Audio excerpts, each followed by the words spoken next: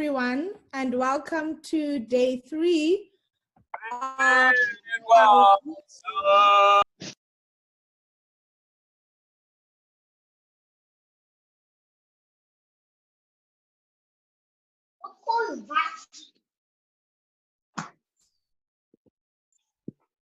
Okay.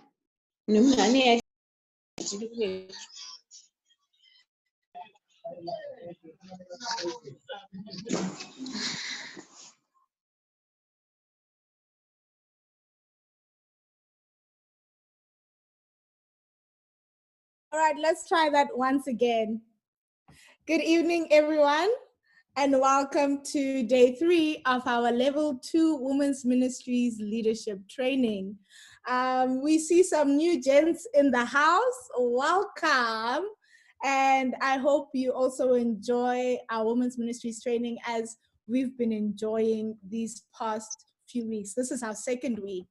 And I must say, we have been blessed each and every day. And today is one of those days that we saying by faith that indeed we are still going to be blessed because we are led by the Holy Spirit. For tonight's lineup, we have 2 modules. The first one, the title is Writing a Newsletter, and it will be presented by Mrs. Jabulile Buthelezi Kalonji. The second module that we will receive after that, the title is called Effective Leadership in Meetings, Committees, and Boards. And this presentation we will be given to by Mrs. Tsidi Nyama. And I think everyone can attest that yesterday we had a great time with Mrs. Tsidi Nyama. That was a powerful presentation on budget and finance. Thank you so much. And tonight we are geared up and excited to hear what you have to say for us tonight. And Mrs. Nyama needs no introduction. We have an experience with her. However, this evening we present to you a brand new face to our Women's Ministries leadership training. And that is, of course, Mrs. Jabulile Buthelezi Kalonji. Now, she doesn't know that I did this. However, I went to her Facebook page and I saw a part where she wrote a status and she was explaining who Jabulile Buthelezi Kalonji is. And I thought to myself, instead of me writing my own summarized version of who Sis Jabu is, I'm going to say it from the horse's mouth, as we put it. You know, let's hear who Jabulile says she is, because that's more authentic and that's 100% correct. Listen to this. She describes herself and she says, to many, I am a mentor and a leader. But before I am a leader and mentor, I am a daughter to my mother, Ruth, a sister to my siblings, Busisiwe, Ntlantla, and Mandlenkosi, a niece to a tribe of uncles and aunts in the Zulu, Malawian, and Setswana settings. I am a friend also. I am a cousin to over 90 wonderful people and an aunt to my nephew, Mlulamisi Buthelezi, and my nieces, Letukutula Buthelezi and Lisedi Sindani. I am also a wife to a Congolese man, a Makoti to the Luba tribe of people in the Congo, and a mother. All these titles come with responsibilities, which I perform with pleasure and great joy. Above all else, I am a child of the King, a daughter of the Most High, a dedicated and passionate African development enthusiast. That, for you, ladies and gentlemen, is how Mrs. Jabulile Buthelezi Kalonji presents herself to you this evening.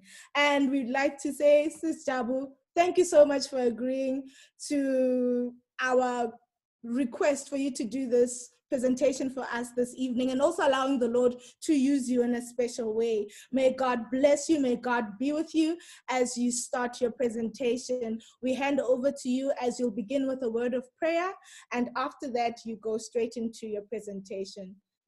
Thank you so much, Pastor Tati. Let's pray, ladies. Let's all pray. Dear Heavenly Father, thank you for this time that you are giving us. Thank you for the privilege of fellowship. Thank you for the passion that you have bestowed in our hearts to serve you selflessly, and also to learn about the skills that we need that we can use within your kingdom. We therefore pray, Father God, that in a very special way, you can guide us through this entire session until it ends, and that you can help us remember and recall the things that you have handpicked, Father, so that we can learn as women in your kingdom. In Jesus' name, Father God, we pray for your Holy Spirit to rule until we finish with this session. In Jesus' name we pray. Amen.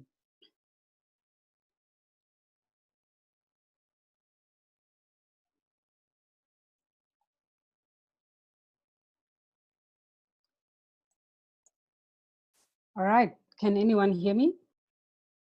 Amen. Okay.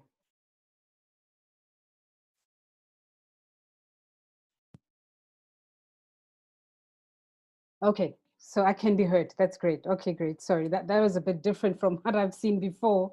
So thanks a lot for the opportunity. And, I'm hoping that today we can be able to pick up some few skills that we can use. And I actually particularly like the topic because, for example, to me as a journalist, one of the modules we started with in journalism school was essentially producing a newsletter, and that was many years ago. And ever since then, I probably have been engaged in so many production of newsletters from corporate and, of course, even in societal spaces. And I've always had an urge in my heart of how or when we can have this within the church. So it's such a good thing, and also very encouraging to see this type of training now for women in the church, because it's quite important. And allow me to just dwell a little bit on this before I get into the presentation, to just highlight that I suppose one of the reasons why it matters for women to learn about some of the skills, particularly enclosed in things like audiovisual services or a newsletter, is because at the heart of what women do, even within God's kingdom, is telling stories. And we do this naturally because God has given us this, know-how of being able to tell stories and really feel things from our instincts. But we've been lacking a bit, perhaps in God's kingdom, because we've been perhaps maybe shy, or we're not capacitated. And I wanted to bring out all these issues so that by the time we get into the session, we can understand that this is so, I suppose, historical, in a sense that from this session onwards, women can easily say, we can produce a newsletter. And for those who have produced it before, they can say that we can now do it better because we've learned a few things. So allow me to share with you the presentation. I will go through it slide by slide, and feel free to really stop me or raise a hand if needs be, but I think it's quite self-explanatory. I'm not going to read it as it is, but I'm going to, for those who perhaps are taking notes, highlight some of the elements that are quite important from each slide that I feel that over and above the notes that you perhaps need to really note. So for example, as an introduction, they talk about a newsletter as something that's quite an interesting, admirable goal. And I want to say that when a person gets to a point, or a department gets to a position where they have decided to develop a newsletter, it means that we assume that they probably have a strategy in place. So the strategy, obviously for that specific department, in this instance, it will be women's ministry, but I'm aware that we might have an audience that's not necessarily from the Seventh-day Adventist Church. We might also have some of our male counterparts who are also here, perhaps who are coming in from a journalism, writing, PR, point of view, and career side. So the nicest thing is the topic itself encompasses everyone. So I will try and sort of decipher it for everyone else to see. But there are two things I'd like us to focus on this first one. It's great to have a strategy. So you have a goal, you want to develop a newsletter. What's the first things first? I don't know how many of you watch ENCA or SABC, where we constantly are bombarded with breaking news. And sometimes I call them breaking news of breaking news, where sometimes you you switch on your television and you ask yourself, but it's not really breaking news. And then they'll sort of position breaking news when within the breaking news there's another breaking news. So this is the broadcast side of it, but today I want us to focus primarily on the print side and mostly on the word called news. So if you see towards the end of the slide, it says, how will having your news in print benefit you and your organization? So you've got a goal, step one. The goal is to develop a newsletter. That's the goal, which we assume you have a strategy and you've taken from that. But what's news? And what makes you think that your news will be interesting to everybody else? And this is what I really want us to understand. Number one, primarily from just a best practice point of view. News are so many, but what makes the news? So I will start with perhaps, for example, Women's Ministry Department. You might have breaking news that is taking place this week because there was a particular conference that took place and significant things happened in that conference, or a seminar that perhaps is happening right now that you wish to share. So you might want to do those things that are more immediate, maybe with a tweet on social media because people can receive it as breaking news because it's quite immediate. What you do want to save as news is where you can then position your newsletter. And later on, we're going to talk about how production works in terms of where exactly you're putting in these news. But what I wanted us to firstly outline is you can't have a newsletter because you've decided that, you know what, we have printing costs and we pretty much, have a great relationship with printers and let's just gather around some writers and, just do this.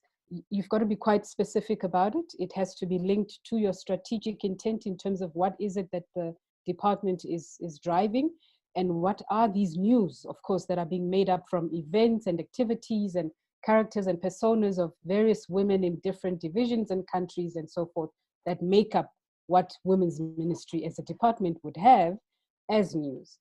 In the same sentence, there's another word I'd like us to also sort of just camp on a little bit, and that's print.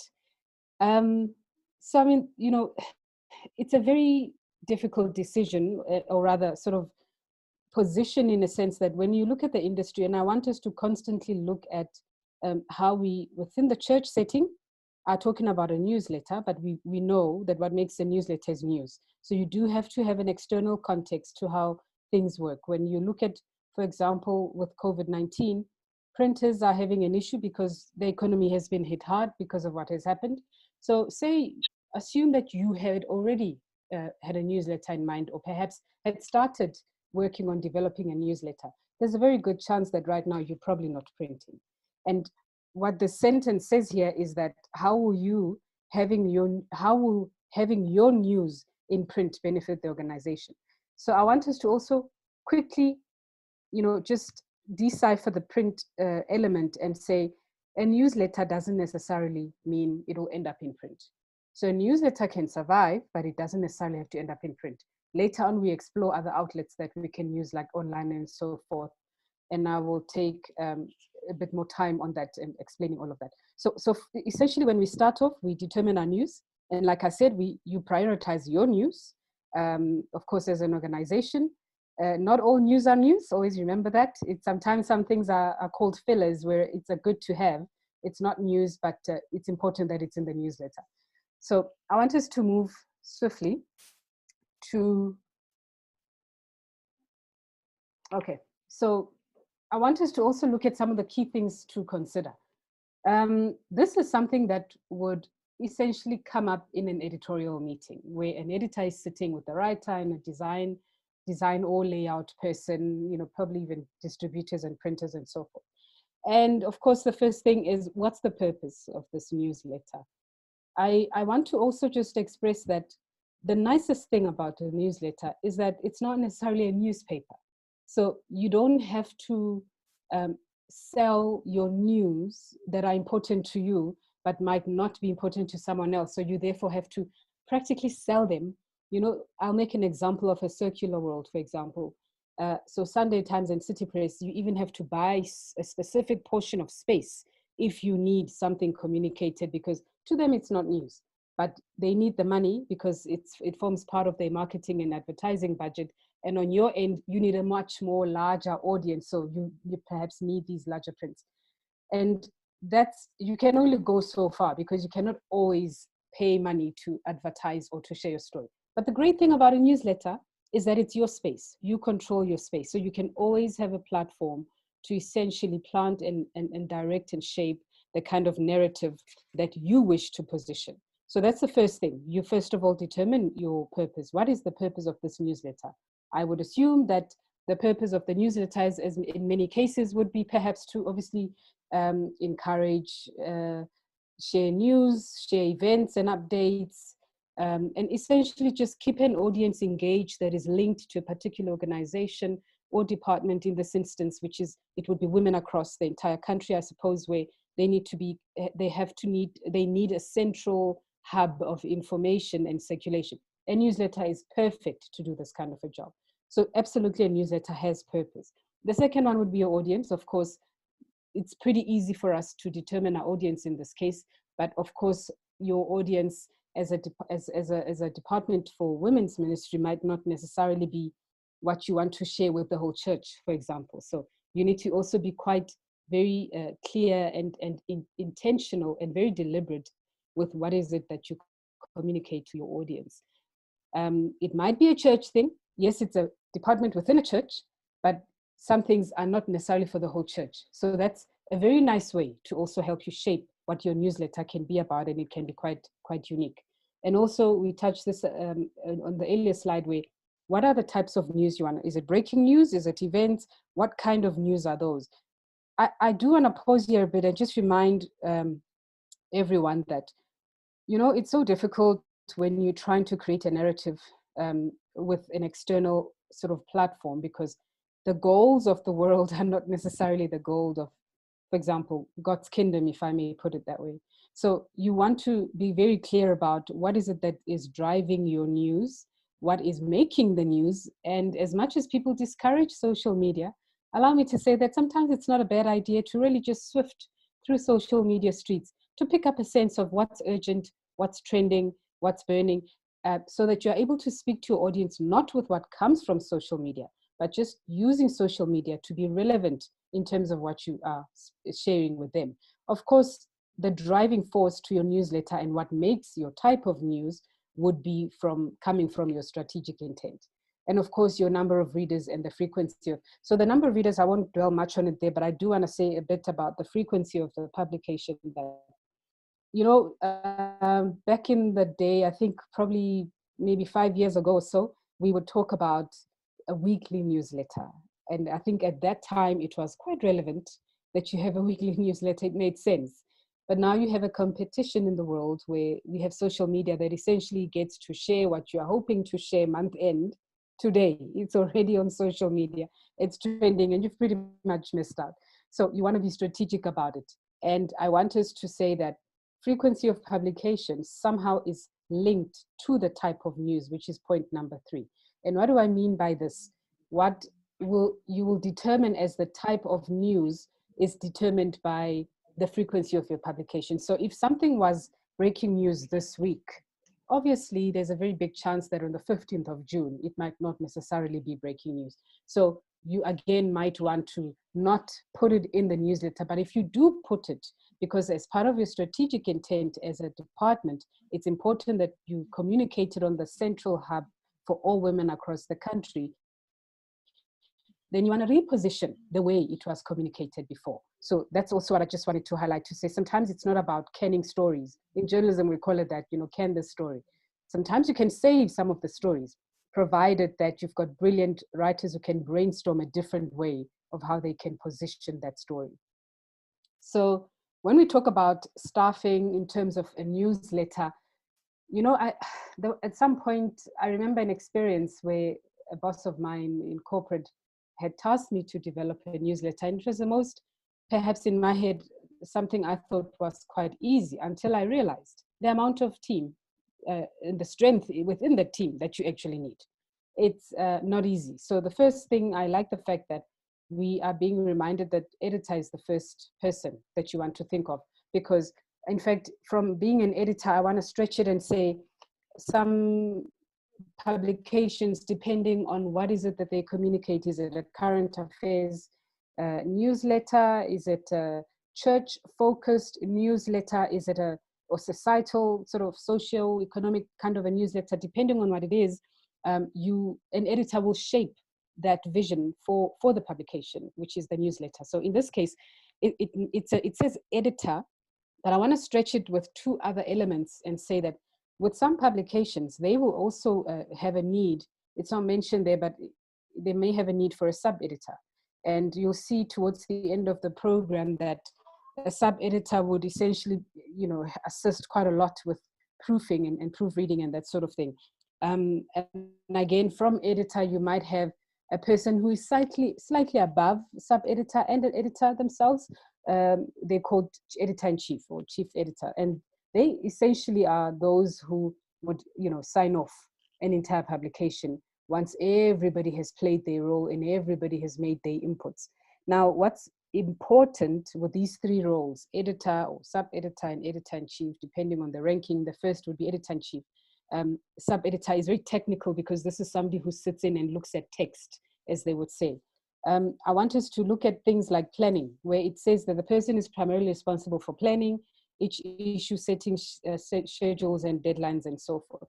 Now, this person is also responsible for obtaining copyrights and verifying information. So if it passes through an editor, and you may have had a story that a writer submitted, but they perhaps forgot to make reference in some sort, or forgot to link a particular copyrights of either, examples that they've used and so forth. This is the responsibility of an editor. You cannot take a newsletter or a publication to an editor-in-chief before it passes through the eyes of a sub-editor and the editor, because they essentially help make the work of the editor-in-chief much easier by really fixing some of the finer details. So for example, say there's a lady who was perhaps at a women's conference who gave a beautiful presentation, and the writer was covering that story or that particular event, and they've documented it well, but forgot the actual surname of this lady, or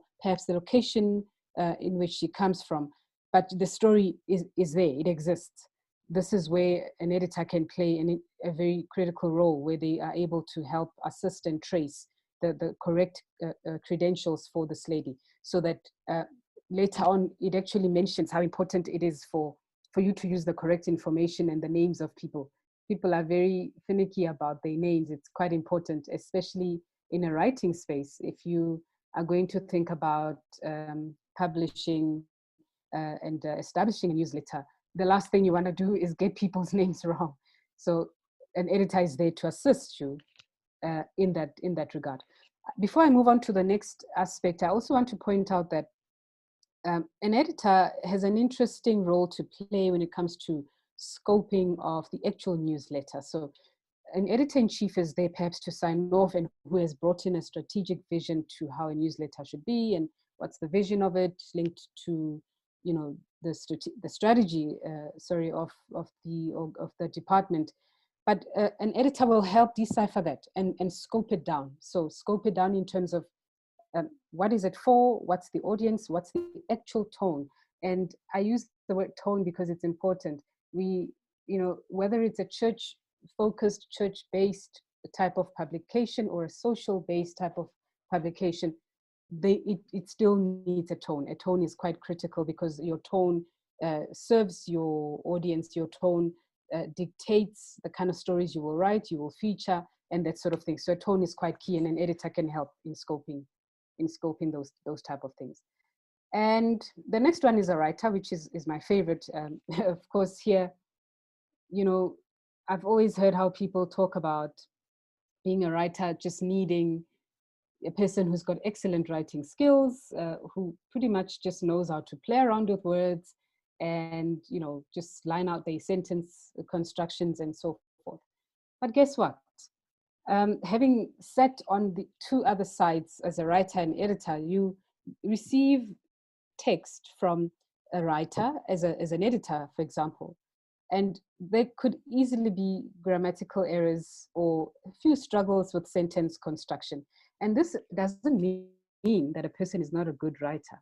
So I want to speak a little bit about writers, so that when you begin to think about putting together your team, you look not necessarily for people with excellent writing skills, but you also look for people who are very passionate about writing itself. Because when you're passionate about writing something, it shows in the way that you outline it, and it shows in the way that you write your words. In fact, I often say that writers are so critical that I call them a connection between the life of your newsletter, the life of your actual publication, and your readers. So you've got your publication and you've got your readers, and the gap between your actual publication and your readers is huge. You have to do so many things that you need to do to actually get to a point where you convince your readers to pick up your publication amongst all other many publications and pick yours up and read it. Now, a writer plays a critical role in this because, number one, depending on how they write, um, it means people will enjoy how the publication itself is being structured, and how the stories are being written, researched. From how a person writes, you can tell that was the intent, and some focus in terms of the research that took place for some of the stories that are being featured. I hope we're still together in that regard as well. So writers being the connector between the publication and the readers, you don't want to get excellent writing skills, people with excellent writing skills. It's great that they can write well, but you do want people who, first of all, understand even the subject. For example, I want to make this example, lastly say, you have a writer who perhaps is more experienced in writing more on politics, for example. It might be a little difficult for this writer to write for a newsletter for a church. Because they might not necessarily have the language that helps readers understand and unpack language, so they can connect with it at a spiritual level. Because at the heart of a newsletter, particularly for women's ministry, which is a ministry that's quite large, you want a certain level of connection that readers can be able to pick up from just reading your newsletter. So that's the role of writers in that regard as well. And the next one is a photographer. I have always personally admired photographers, because I don't know if any of you have heard of a saying, a very common saying that says, a picture says 1,000 words. So for those who have nailed this quote, they actually exercise it on social media and just put a picture with no caption, because the picture, as the caption says, it says everything. Now, when it comes to developing a newsletter, of course you need a photographer.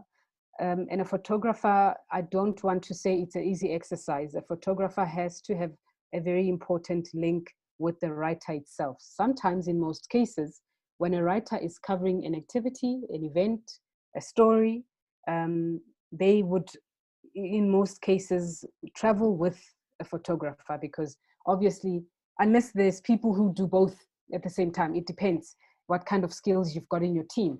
But it's always advisable that a writer focuses on writing.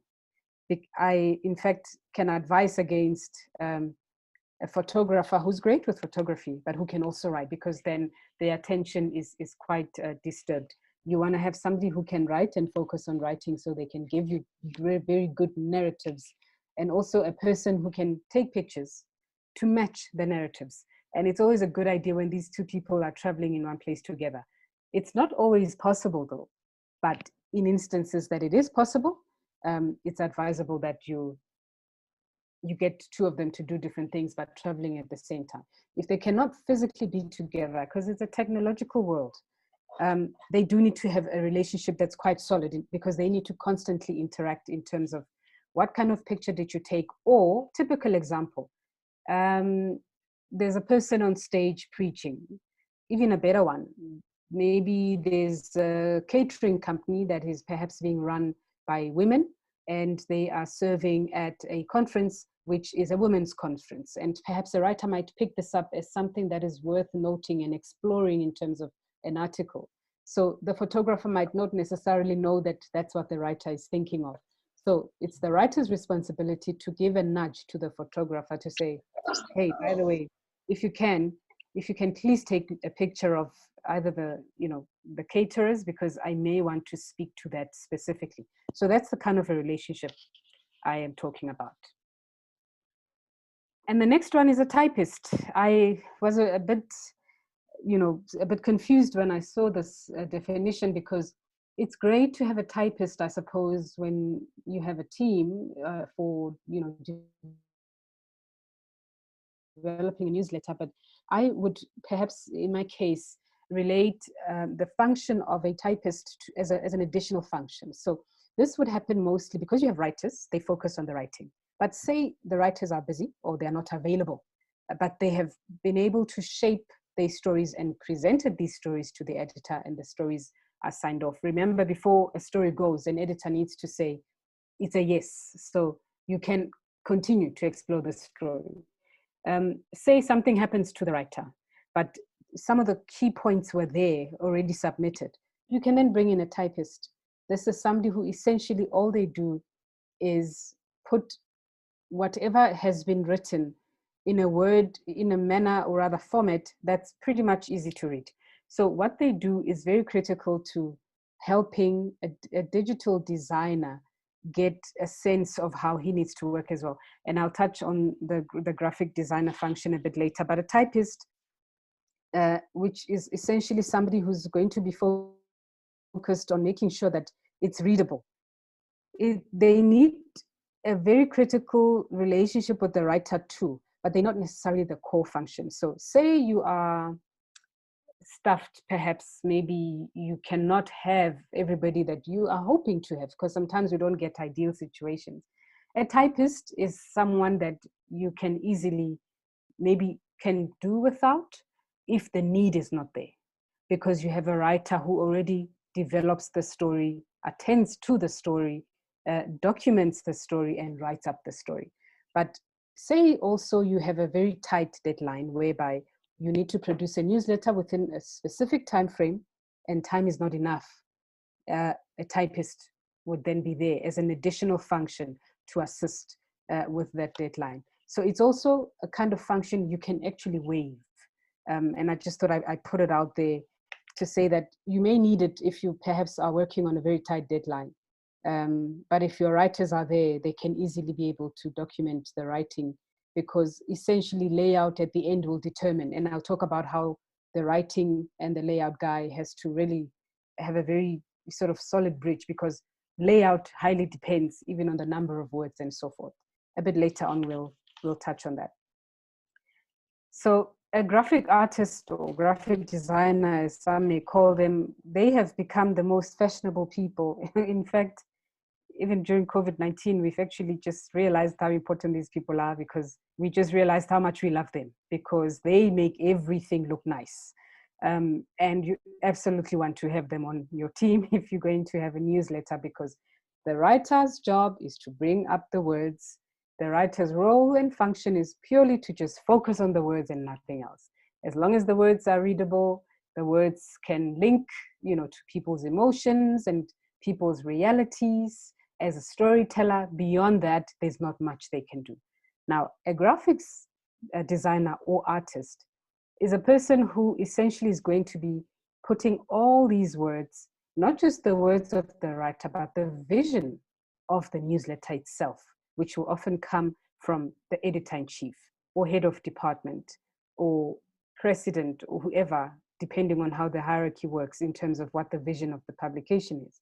And they need to make sure that this vision is not just a dream, and the story is not just words that are being developed by this writer, but it becomes something that is created into excellent visuals where people now can see, and not just see, but see in order to pick up and read. Because remember, that is your biggest challenge. It can look as beautiful as you may want it to be, but will everybody pick it up to read? That's another question. And this is why you need a graphics designer who's not just a graphics designer, but a very good one, so that their designs just begin to say to people, pick me up and please read me, So they are quite crucial to any editorial team that produces a newsletter. But before I jump on, I do want to say that they can be also frustrating in a sense that, because they are very visual people, we call them creatives. They very much live in a cage, and it's important that you understand this. And this is why I'm taking time to unpack the persona of a graphics artist, because they live in a world of creativity. they don't know much about words. They don't even know how words must sit or should sound. But what they know is how things should look. And you need to really give them space to explore that world without pressuring them. In fact, if any of you have worked with graphic designers, even on simple things like a poster or a flyer, you will know the tension of a back and forth with, there's a spell, you please move this one 2 centimeters up and move the other one to the center of 0.5 centimeter to the middle. It can be a very frustrating exercise, but they really need you to tell them. So they don't mind when things keep coming back 10 times. They absolutely don't mind, because all you need to do with graphic designers is make sure you are as clear as you possibly can. Their job is to put it into an image, is to put it into a vision that is interesting and quite capturing. So the back and forth is very good. They might not know how many the words should be, but they need to know how many words are in an article, because that could influence where perhaps he thought he's going to put a picture. For example, say you have a feature story where you are featuring a guest speaker that comes from a different country for a conference, and maybe you want to share various profiles of these women speakers coming from different places in the form of a program of some sort. So you open it up and there's about 10 faces. Underneath that image, it's a brief bio of each speaker and the lineup of what they'll be talking about, that sort of thing. Now, all the writer needs to do is write all of this up. And writers get carried away, take it from me. You can write a whole page when you've been asked for a brief bio, you bring in a page. So that affects the graphic designer because he may not have space of where to put a picture. This is why I'm talking about how a photographer needs a relationship with the writer. So does a graphic designer who needs a relationship with the photographer and the writer, because what the size or the nature of the picture that the photographer will take and the type of writing in terms of length that the writer will bring, these two things affect how he or she is going to position the look and feel of the actual thing. The next one is desktop publisher. Now, these are it's almost like they sort of byproducts. I mean, they depend on each other. One can't do without the other. They also quite common because, a desktop publisher uses mostly software to arrange a newsletter. And some people would even use templates, but the creative ones will tell you about how creative they are and they went to school to study graphics design and they're not going to use a template that comes off the internet. So they design a brand new template for you. This, in terms of a template, is something that nobody has an idea of how it needs to look like. And here's the challenging part. This is when you realize how each and every function and role is so important. You may be an editor-in-chief with a vision of how the publication needs to look like, and it's a brilliant idea. It links to the strategic intent of the department and the overall organization, which is the church in this instance. You've got your graphics designer who's going to design nice little things for you, not just people's pictures, but also do nice little look and feels to the publication. But in terms of layout, in terms of where actually everything is going to go and how this newsletter is going to look like. For example, when you page, do you page twice or once? And in one page, are there 4 columns or 2? And if there are 2, how are they separated and placed? All of this, it's essentially a template, which though the editor-in-chief has a strategic vision, they may not necessarily be the best person to advise on. So you heavily do rely on your desktop publisher to tell you how, or perhaps not tell you, but advise you on best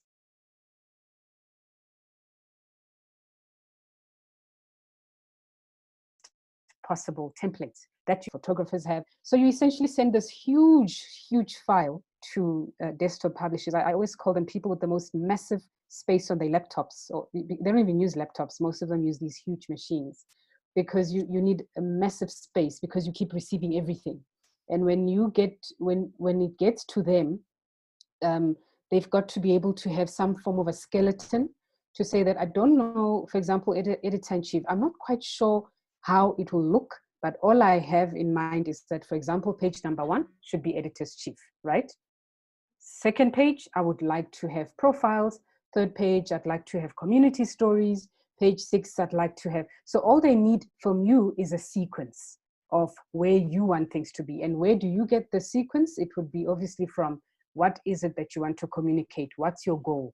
So big bosses, because one of the things I like about a newsletter is that it's not just a nice to have thing. A newsletter can even be your KPA or KPI, depending on how people call these, where you even judged based on how often do you communicate, and if you do communicate, how do you communicate, within your office. Do you communicate to your audience, and how often? So in terms of how it looks like, you've got to be very clear about that, because a desktop publisher, if you don't give them this sequence, they can put anything wherever they want. And it might not necessarily speak to how you want the board to receive and see the newsletter, or how you want the sponsors, or the president, or the director, or even some of the cheerleaders and from different divisions in different countries or provinces to see it. So that sequence is something that also can easily come up from an editorial meeting to a desktop publisher. And before I sort of close in on desktop publishers, I just wanted to say that they can also be, so I'm not sure how many of you have worked with graphic guys, and they can easily take a very long time. And at some point, just out of jest, to share an experience, is how we would be so frustrated about, but I've sent you this 24 hours ago or 48 hours ago. And because we know that they do such brilliant work, we can't wait to see what they produce. And we put so much pressure on them because it's like, I can't wait. So you email them today, it's 7:00, for example, and you send a huge file of everything, audio clips and articles. And remember, when we send it to them, it's just clear on just Word. Even the pictures are not on the actual story. So all they have is a sequence of article A, is linked to picture A. And tomorrow we wake up and you expect to have some form of a sample to say, how far are you and what have you done? This may not necessarily help the situation. So I strongly advise that you help them with time and space. Very much similar like desktop publishers. Because they're mostly creatives, you want to give them that space to explore their creativity and be able to deliver the best results for you. And allow me to also say that so desktop publishers will obviously focus on layout mostly, and they need time. So is graphics, but there's nothing much that a desktop publisher can do if a graphics person, artist or designer, has not finished certain things. And what do I mean by this? You may have asked a graphics designer to help with a caricature, perhaps, or an animation of whatever, and that has to be included in the newsletter format and layout. But they cannot do this if a graphics designer is not finished with that. It's like saying, please take this poster that we're using and then include it in the newsletter on page 8 under throwback, for example, throwback Thursday, to say month end in our newsletter. We want to showcase all the activities that we did. Now, you cannot have that if the graphic designer hasn't done the poster. So they both creatives and they both need each other, but there's nothing that a desktop publisher can do much unless a graphics person is pretty finished. Very delicate situation. That's why I said when I started, they're like byproducts. They depend on each other. You can't, one relies on the other as much as the other relies on the next one. Now, the next one is a proofreader. I must say that, again, thanks to social media, people are very scared to trend for the wrong thing. So we've had people who have written books and published books and released newsletters. And if you end up on a trending zone in social media, especially in this country, it may not necessarily be a good thing if you're trending for the wrong thing, because you missed an opportunity of taking a proofreader seriously.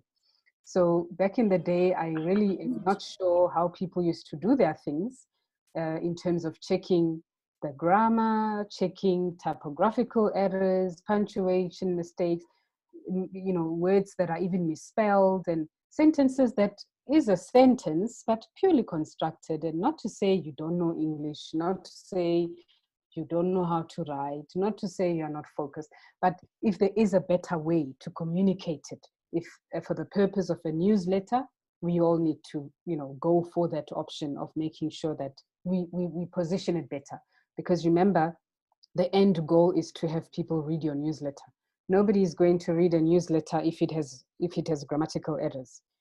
Nobody's going to even talk about it, to congratulate it, or ask another person to look into it and share it. And it essentially will be a piece of document that either is being delivered if you're doing distribution through print, that will just sit there. Even those who receive it won't touch it because you have had set precedents of grammatical errors. You don't want this. And you certainly don't want to trend as well for that. So a proofreader is perhaps the most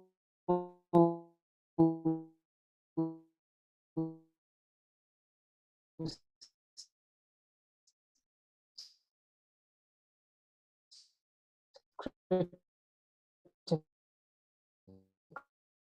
You can have the nice graphics where things look very catchy on these, with nicely, that all you do is give them words. Text and copy is not proofread, then you have an issue. So you want to, in fact, really focus on proofreading. And again, proofreading on its own as well requires time. So I'll give an example of how much proofreading takes, and I'll make an example of various different genres. For example, if you are perhaps proofreading a book, say a book, the smallest book you can proofread maybe 38,000 words, which is about 141 pages on your computer. But if you printed it, it can be about 80 pages or so. You need at least, depending on how fast a proofreader is that you find. There, of course, there are very experienced ones. And one thing also you want to understand is proofreaders come at a cost. So the minute a person says, okay, great, I'll proofread for you, it takes me 1 hour to go through 10 pages, or it takes me 1 hour to go through 2 pages. They cost that amount. So others bill you per hour, others bill you per page in terms of how many pages they can edit. Others bill you in terms of how many hours they take to edit so long. And then you come to, I made an example of a book, which was probably the smallest book you can find. Say you have to proofread a newsletter. So a newsletter would be, the last newsletter I did, or rather worked on, was about 10 pages, 15 pages at most. Remember, it's back to back. So you've got your front, you open the page, which they call a spread, the one that you open like this, and you've got on your right and your left graphics and both text. If it has to be, back to back, because that's number one, just best practice in terms of print and newsletter or newspapers layout. But it's always advisable that a newsletter is as short as it possibly can. So 15 pages in 2020 is too much. It's very, a lot, because chances are you may not print a newsletter. There's a very good chance that you're going to share it online as an online document. People are very quick on their hands on their phone, especially women. I think you've seen the number of times we send and reply to a text. We always take the cup from men, because men, for those who are around, sorry for this, but I think it's proven experience that, women can type. If you just look at a woman typing and responding to either a WhatsApp message or SMS, we are so fast. A paragraph, we can do it in like 5 seconds. I don't know how we get the strength to be so fast with typing. So we're very quick with our hands, but so is everybody else, because it's a digital space, it's a digital era. So once something comes up through WhatsApp or an email or a link, perhaps, which is a great way of sharing stuff. It's not just sophisticated, but it's also unsafe. I think towards the end, if there's time, I'll explore a little bit about that, because not everybody clicks on a link, because we have, of course, some of the challenges with technology where you cannot be clicking on a link, you don't know where it comes from, unless if it's saved properly. But we'll explore this Friday when we talk about the audiovisual stuff. So for now, just getting back to a proofreader, for example, you want to make a newsletter as short as possible, because once it lands on my phone or my laptop or iPad, whatever I use when I'm mobile, I click on it, depending on how curious you are, especially if I know where it's coming from. more especially if I know what's in it. So I want to be able to perhaps scroll and then bookmark it, because you may not necessarily read everything at once, but you bookmark it to either tonight or tomorrow or next week, because some people like to take their time, read from their iPads when they've got time. But it shouldn't be as long, because also screens are not really good for the eye. So unless you've got a screen that is very eye friendly, like your Kindles and so forth. But if you're sharing a newsletter, not everybody has a Kindle. It's fine if they can open it on their phone, that's great. So at least you keep it to a minimum.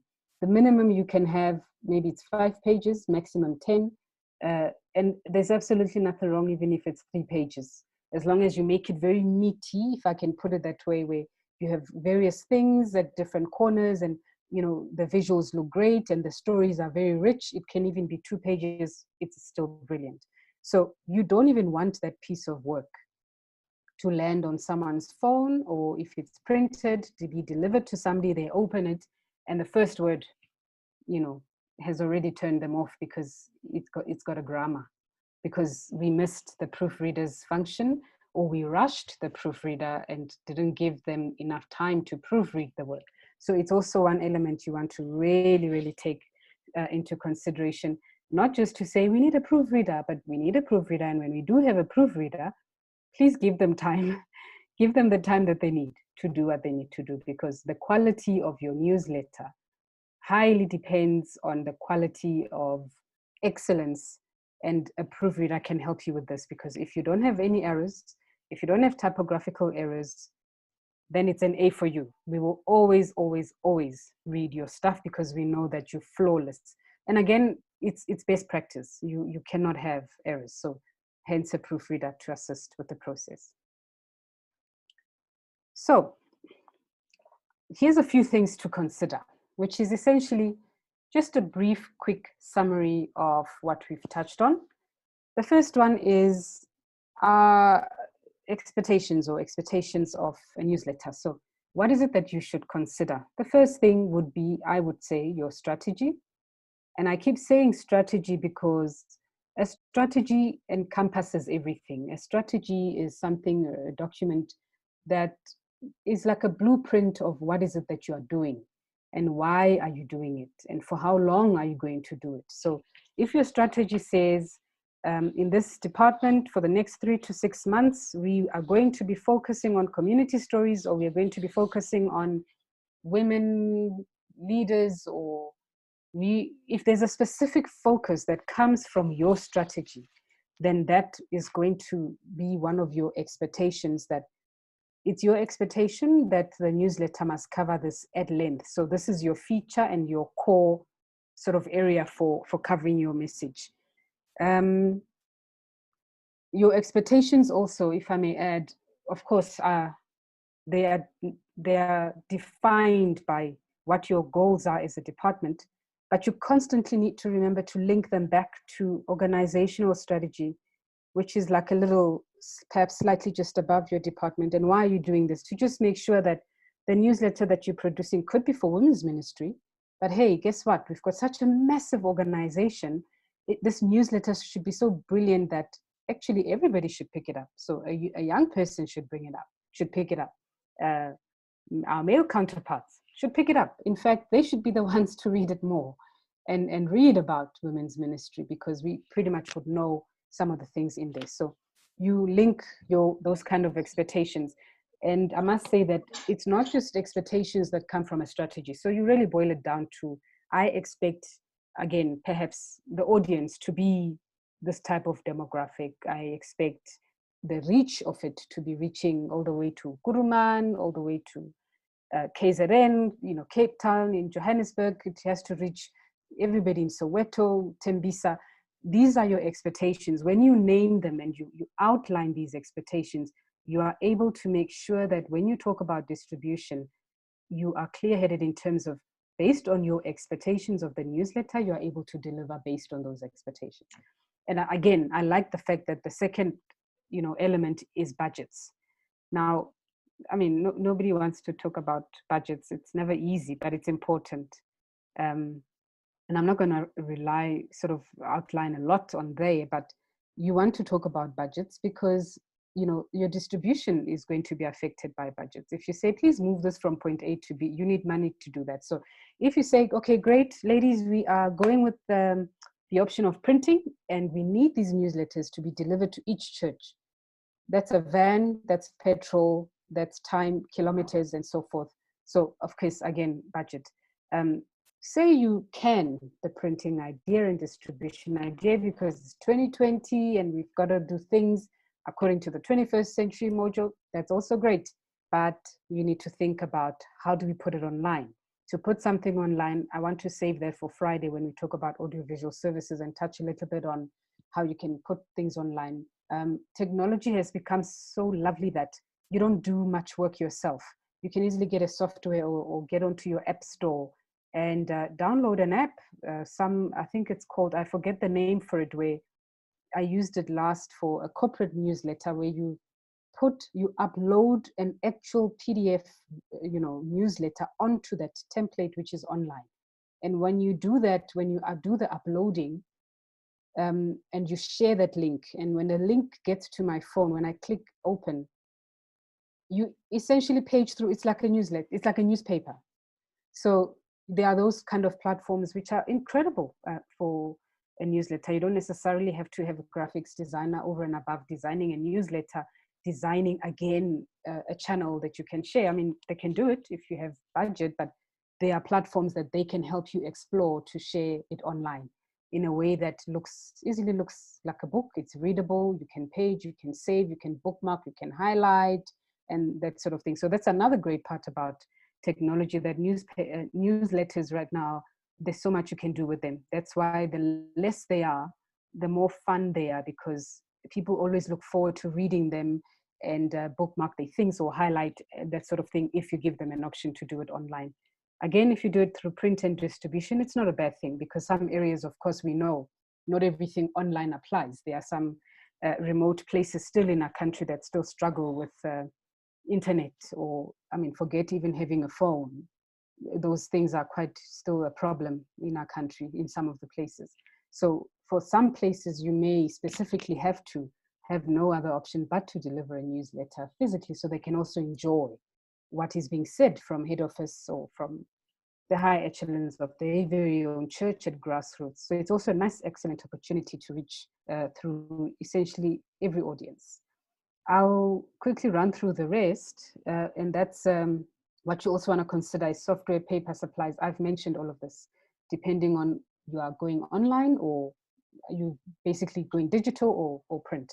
Staffing, we've touched on that, but just to recap, there is no role or function rather that is not important when it comes to news. So your editorial team essentially is your all in all. You need them, you need everybody.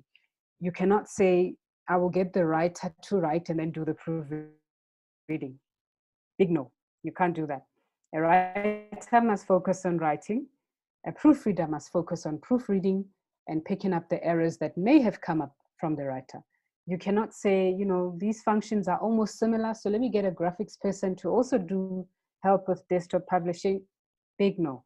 Let the graphics person focus on the graphics, give you the look and feel that you need, and let the desktop publisher put all of this together in a way that is designed nicely for you, for people to enjoy a newsletter. Production plans, again, also heavily depend on what route is it you're taking. And just to say this, I agree that you kind of move with both, because we're not, I mean, it's like the current debate in our country that talks about, is print getting out of fashion? Just this past Sunday, you know, on WhatsApp, I was sharing 4 different newspapers, I think 5, to everybody on WhatsApp. And everybody was saying, oh, this is so awesome, because at least I don't need to go out and buy Sunday Times or City Press, because you've just shared it online with me. That's great.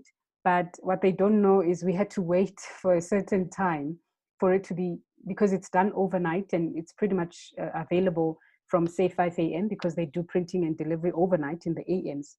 But I only shared those online stuff around, I think, midday, you know, like 1 p.m., which shows you that because of market forces, you cannot necessarily quickly share something online, taking an opportunity for print to have its presence. So it had to still go out, but if perhaps you didn't go out to go and buy the newspaper, you can then enjoy it online. So your production plans as well are quite key, because then from these plans you can determine how often do you publish. Do you want a newsletter that is a weekly thing? And if it's a weekly thing, what kind of news are going to be there every week for women across the country, across all 9 provinces of our country? If it's bi-monthly, or even others take it to the extreme and say perhaps quarterly, which often I usually recommend, because then it becomes something that women can look forward to, because you then can capture a whole series of 4 to 5 months of work, activities, conferences, strategies, wins and losses and goodies and everything else. You just reshape and reposition the narrative into nice current news and package it nicely as a quarterly newsletter. But it's really up to the editor.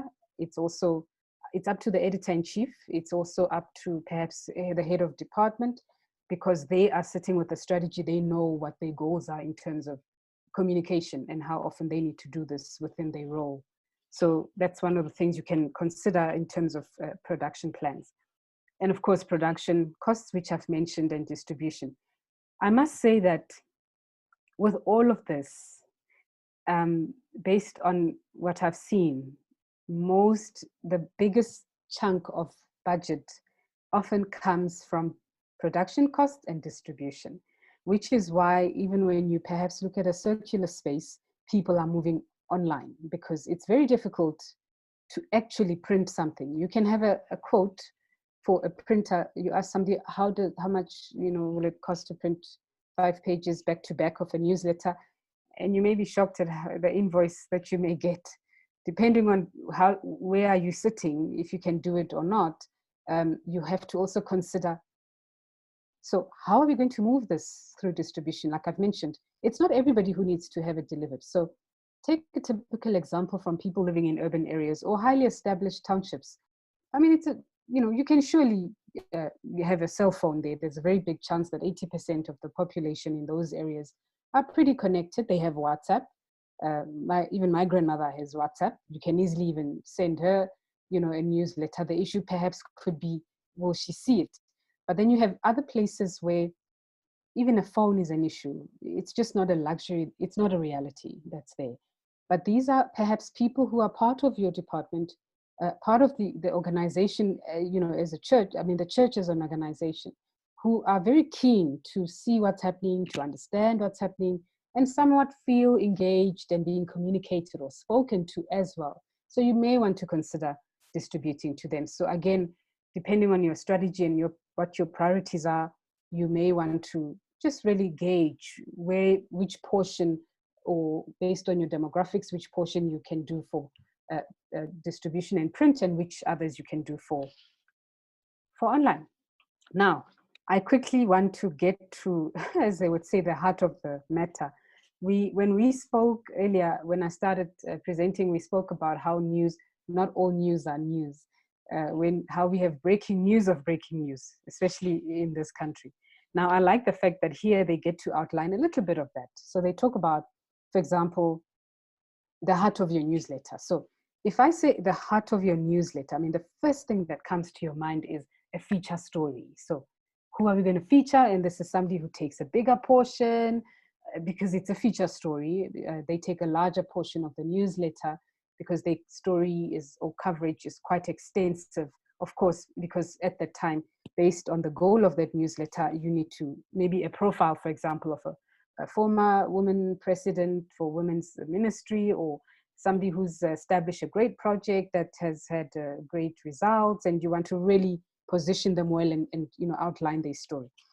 So first of all, with your editorial team, when you talk to, like for example, a production schedule, you talk about planning the issue. So this can be so uncomfortable, ladies.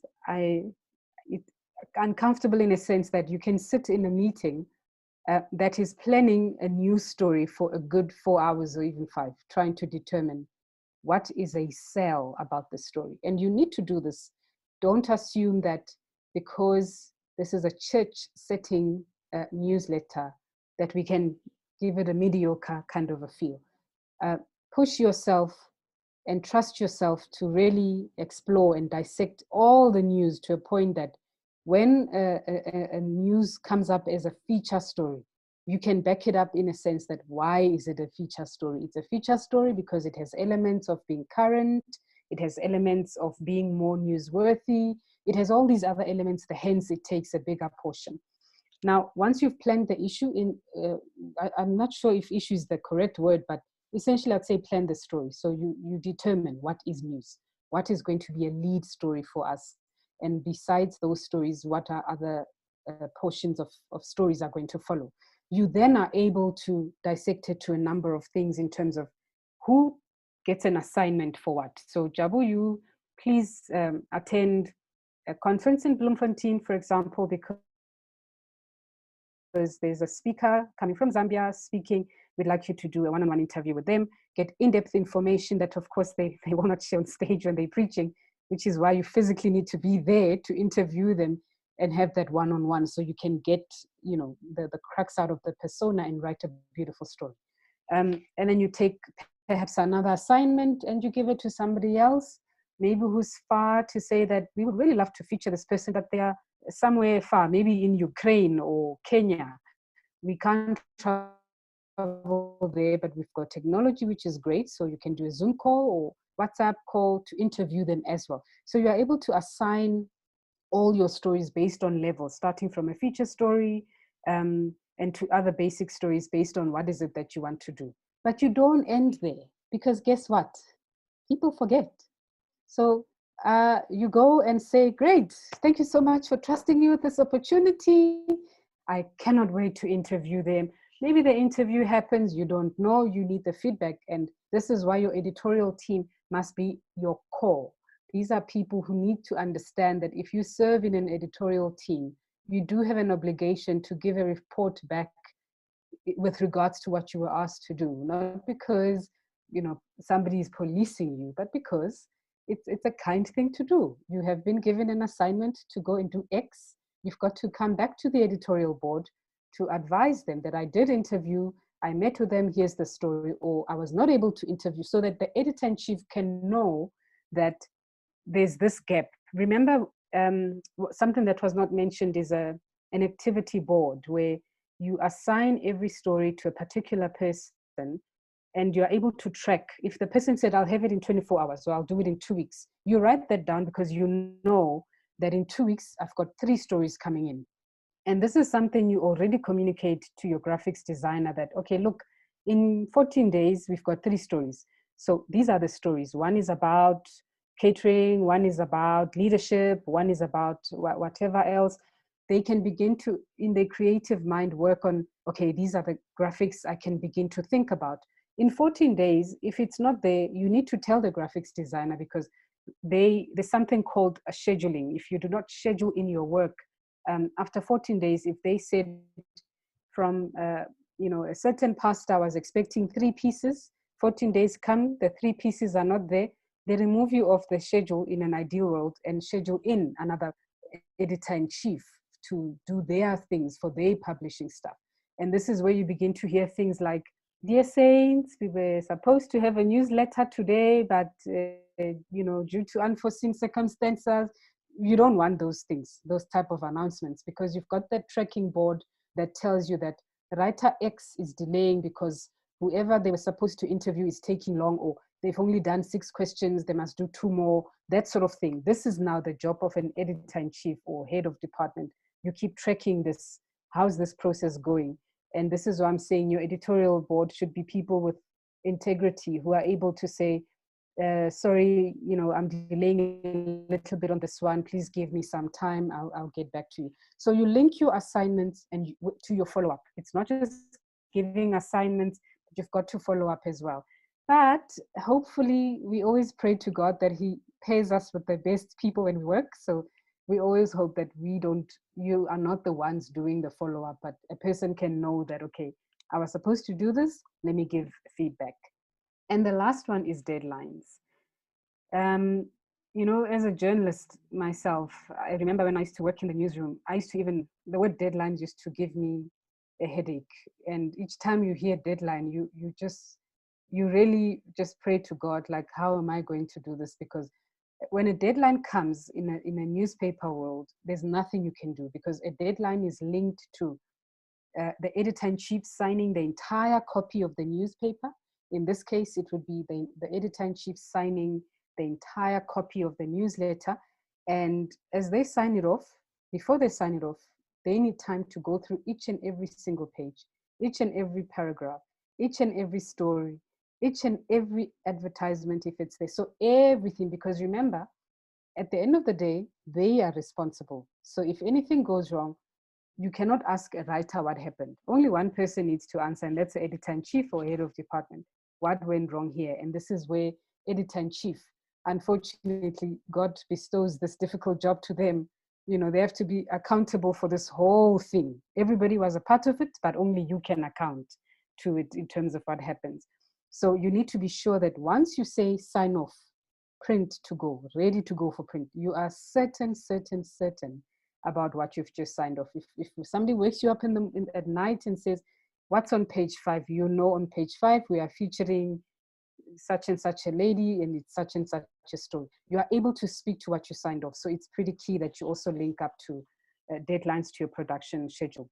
So just to sum up, before I go to the next one, your production schedule is how you plan the news in terms of scoping. What is a feature story? What are the adverts or activities or announcements? What goes where? So you plan that whole out.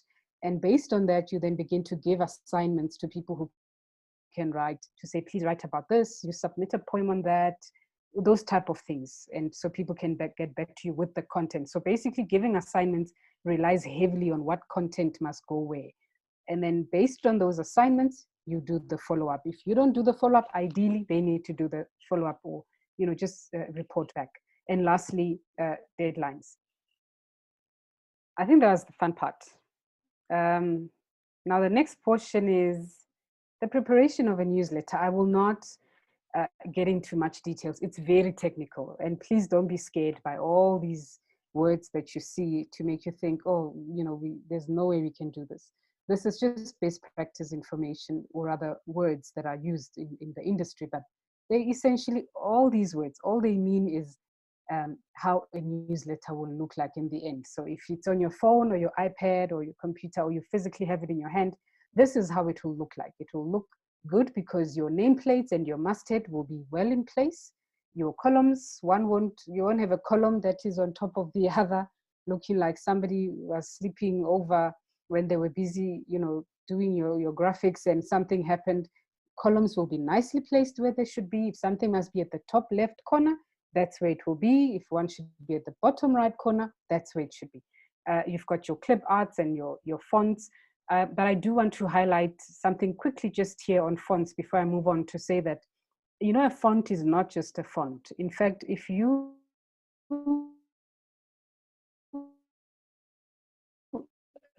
go to the circular world and you sort of linked to money. So the font that Sunday Times newspaper has, you know, it's not the same as the font, you know, the one that's written Sunday Times, at the big font.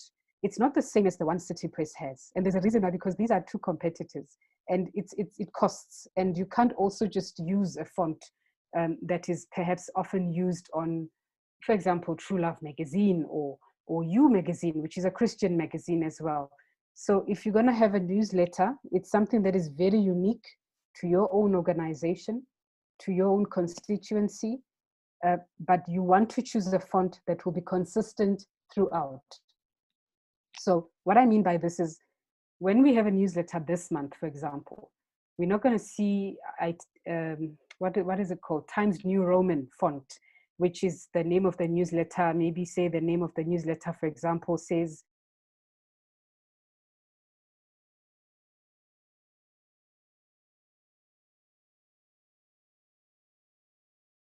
is the different font for the same newsletter name, because now you're not being consistent, and people who are even loyal readers, you may lose them. So consistency even with fonts is pretty key, whereby your headline or your newsletter name should stick to a font that is just one font forever and ever and ever, unless you begin rebranding again, maybe calling it something else, then you can begin to brainstorm other fonts. And by the way, a font is an issue worth having a meeting over. You know, when you do that meeting about planning the issue and planning the news, your editorial team can discuss fonts as well to say, our text throughout the newsletter will have font X, and the headlines and subheadings will have, you know, a different font, and headings will have it, and everybody should agree that this will be the way to go, and you stick to that.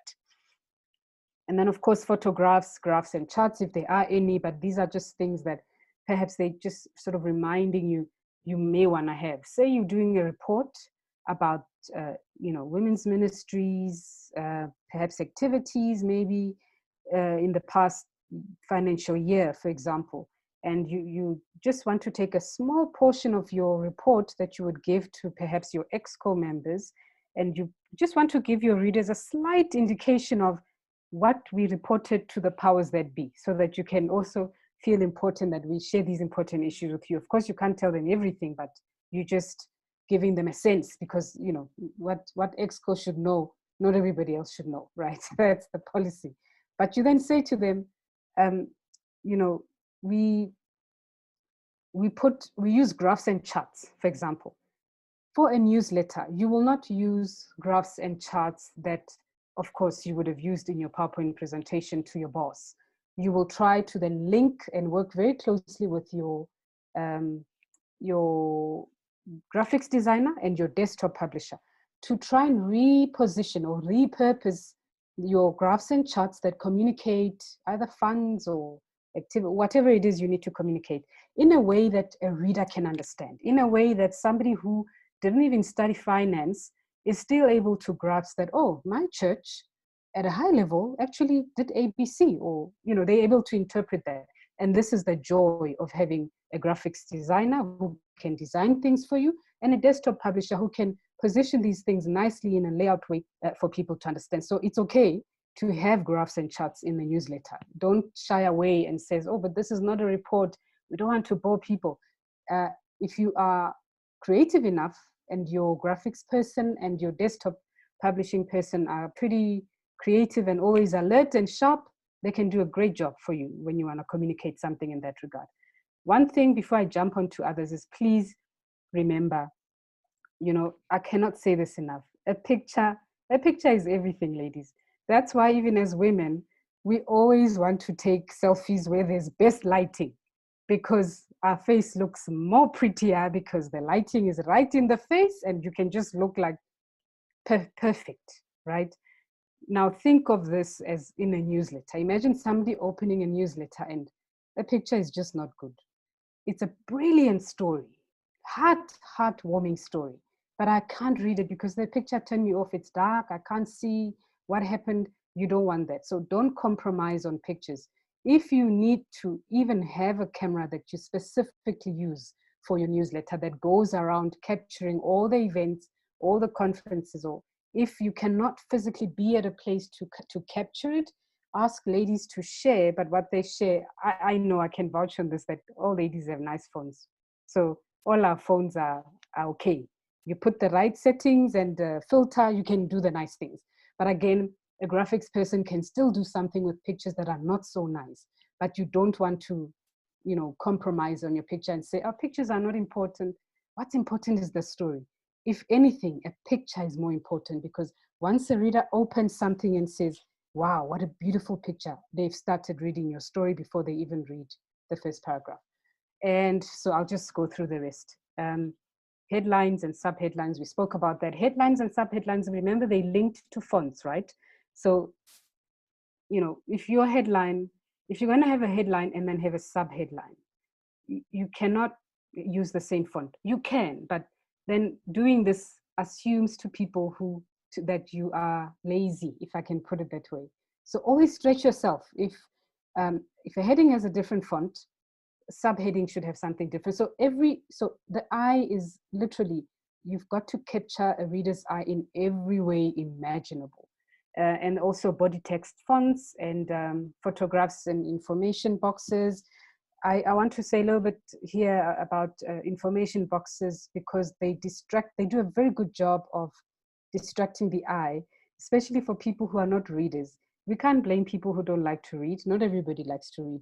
But a newsletter is something you want people to read because it has information about the church or department or that they need to know because they have affiliated to this organization and perhaps are part of women's ministry, or maybe not, but they need to read the newsletter so they can begin to affiliate and really begin to feel like they're a part of this thing. And if they're not, then your goal as part of your strategic intent is to make sure it's so brilliant that they begin to want to be part of it. That's your actually ultimate goal, particularly for an audience that is beyond Seventh-day Adventist, circle, which is always a good idea to always think of that audience, because it's okay to communicate to within the fold. That's always great, but always keep in mind that we're now in a digital world. I may say there's such a brilliant newsletter. You know what? I'm going to share this with my colleague. Like, hey, Lydia. Yes. Sorry to interject. Yes. We have now gone over the hour that we've allocated for you.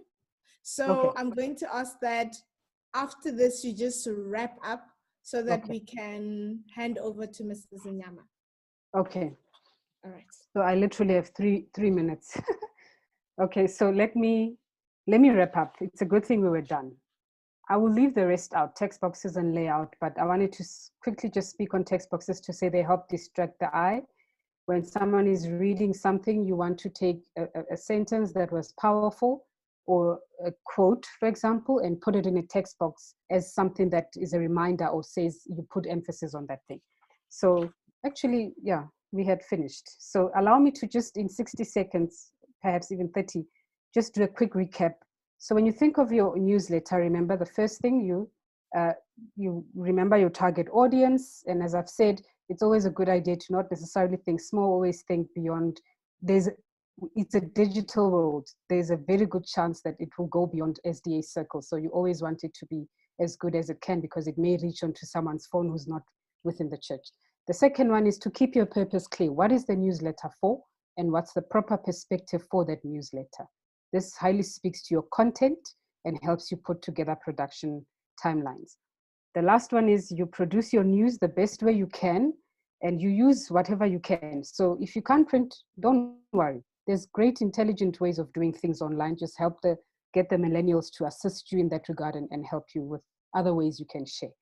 And also to select your staff in terms of expertise, knowledge, and availability. Of course, not everybody's busy, but if they can share that time in terms of, yes, I'm busy, but I can be of service for those so many hours in a day, then you can assign a proofreading role to a person like that, or designers and that sort of thing. And don't forget to give assignments deadlines so that when people have gone to do something, they're able to come back, submit, so that graphics designers and desktop publishers can put it all together and create magic for you.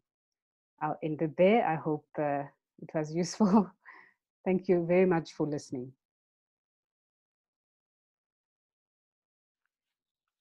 Wow, thanks, Sister Jabulile, for such a powerful presentation, which you presented with such passion.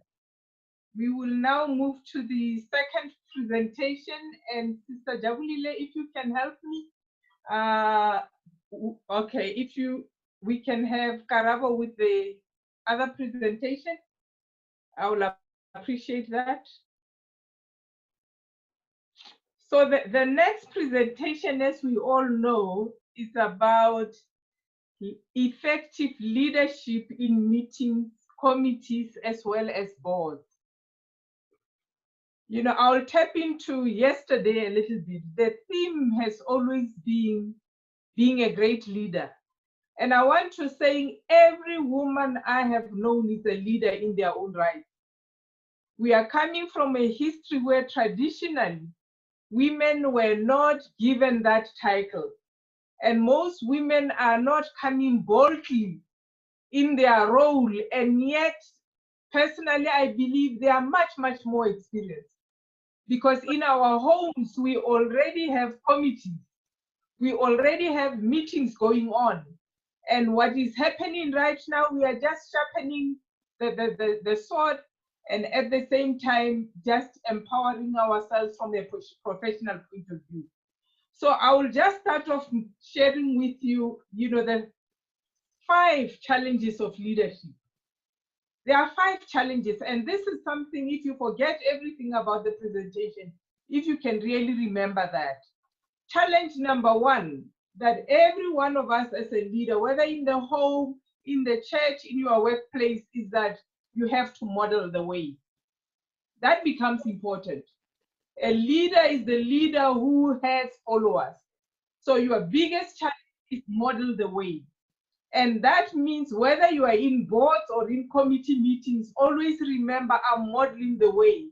There are many others who are all looking to me, and they will get successful by just following me. The second thing is that it becomes very important to create and communicate a compelling vision. You know, even the presentation you have gone through too, understanding what you are trying to achieve and be able to take people along with you, it becomes important. The third thing is enabling others to act. You know, one of the critical skills for every leader is for the leader to be self-aware. And when you are self-aware, to be able to say, how am I enabling others to be the best they can be? You know, in committees, in meetings, we have a number of people who are talented differently, who have different styles of doing things, who have different experiences. So together we achieve more. So the third challenge of leadership is enabling others to act. Because when we are not effective in that, a lot of times we are not achieving what we are supposed to, and yet at the same time discouraging others. The fourth challenge with leadership is encouraging the hearts of the followers to act. You know, what do I do to get people to move, not just have the head knowledge? How do I encourage the heart? Because we act from the heart. Lastly, forever challenging the process. You know, the processes we have to challenge them. Like even today with COVID-19, as already, if you have not been thinking digital, your processes you have used are being challenged. So now, what does leadership in meetings and committees really entail? Think of a triangle, if it will make sense for you. Number 1, purpose is very important. The why of the meeting. The second thing, people important. Who should be in the meeting and why should they be in the meeting? The third one is the process, is how you are going to implement or apply effective and empowered. Karamu, we can go to the next slide. Now, while Karabo is talking about that, I just want to read 2 quotations from Ellen G. White about leadership, which talks about controlling self first. You can't lead others. You can't give others what you don't have.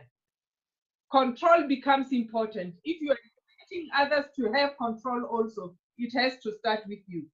From the Advent Review and Sabbath Herald, April 28, as far as 1903, she says, those who control others should first learn to control themselves. Unless they learn this lesson, they cannot be Christ-like in their work. They are to abide in Christ, speaking as he would speak, acting as he would act with unfailing tenderness and compassion. And when she goes further, talking about committee meetings, in Testimonies, volume 7, page 256, she says, let those who attend committee meetings remember that they are meeting with God who has given them their work. Let them come together with reverence and consecration of heart. They need to consider important matters connected with the Lord's cause.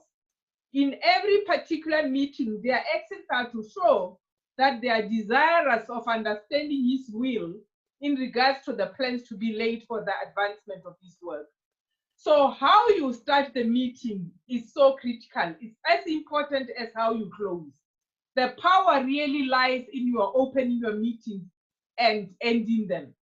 So as we have already said, you must know why the meeting and who should be there and what is the purpose. And once you have known that and your vision is compelling and your objectives are compelling, know when your meetings are, and get everybody involved to be able to know and prepare for them. You know, one of the things that I have seen in meetings that is not so effective is that so often we expect others to provide meaningful or constructive input, and yet they never get given information in time for them to be prepared for the meeting. You know, for those who sit on boards outside the church environment, they will tell you that there are standards. You know, you have to have the document 7 days before the time so that you can be prepared for the meeting. That becomes important. The second thing is that in line with the objective, review your agenda prior to the meeting. You know, you can't have a church board meeting where you arrive there and agenda is something that we're not aware of.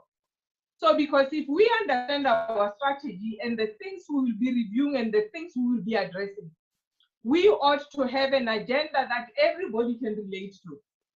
And other times, if there are issues that are not part of the agenda, it becomes very important to say, who do I need to contact? Who do I need to spend time with beforehand? You know, most of the time, by the way, you know, meetings should not be long at all. If you manage your stakeholders, those who are interested, those who add value, you engage them even before the meeting. By the time you get to the meeting, you already have people who have bought in to your idea or who have given you the input to empower them. The third thing is arrive on time. You know, we have a tendency to punish people who are respectful of the time. You know, when you are in meetings with me, simple, I respect people who are on time. Even if it's 2 people, I start. Because we are encouraging a lot of times for people never to respect God's time and respect you also. You know, when we are saying we are starting at 6, let's start at 6. That becomes important. And remember, we have said you model the way, and it starts with every one of us. It starts with us even in our homes. If our children are ever going to be respectful to their teachers and their work environment, it has to be inculcated even at home. The fourth thing is that we have to listen intently. You know, sometimes we have very good ideas, but they are not for the time. They are not ready. You know, we have to listen because sometimes we are speaking, ahead of people. So it's very important to listen. That's why when you are a leader in your meeting, the power of questioning techniques, checking in with people, you know, whether we are together, you know, checking with people, what will work, what will not work. And as you listen to them, they start realizing how important they are. The fifth thing is sharing your views. But when I talk about sharing your views is that if you happen to be chairing the meeting, allow others' input before you share your own views. People have a tendency to respect the position, the leader. Because you are the leader, you have spoken. And we are simply saying before you share your views and have a way of doing it. You know, most seasoned leaders, when they come up and share their views, they will actually be saying, what about this? How does this interact? In the meantime, they are trying to get you to think broader and broader so that at the end of the day, everybody feels that it's us who have contributed to this meeting. Allow others the opportunity to speak. We can go to the next slide. Now, the question is, how do you allow other people to speak? I chaired a board meeting this morning, and simply because of the COVID-19, the first thing I needed to do was to check in with them. I needed to find out how they were, how their families, because I can't ask for their hands before I see them. So in meetings, always see the person before you ask for their hand. That becomes important. The other thing, when you look at the responsibilities, that remember you are a Christian through and through.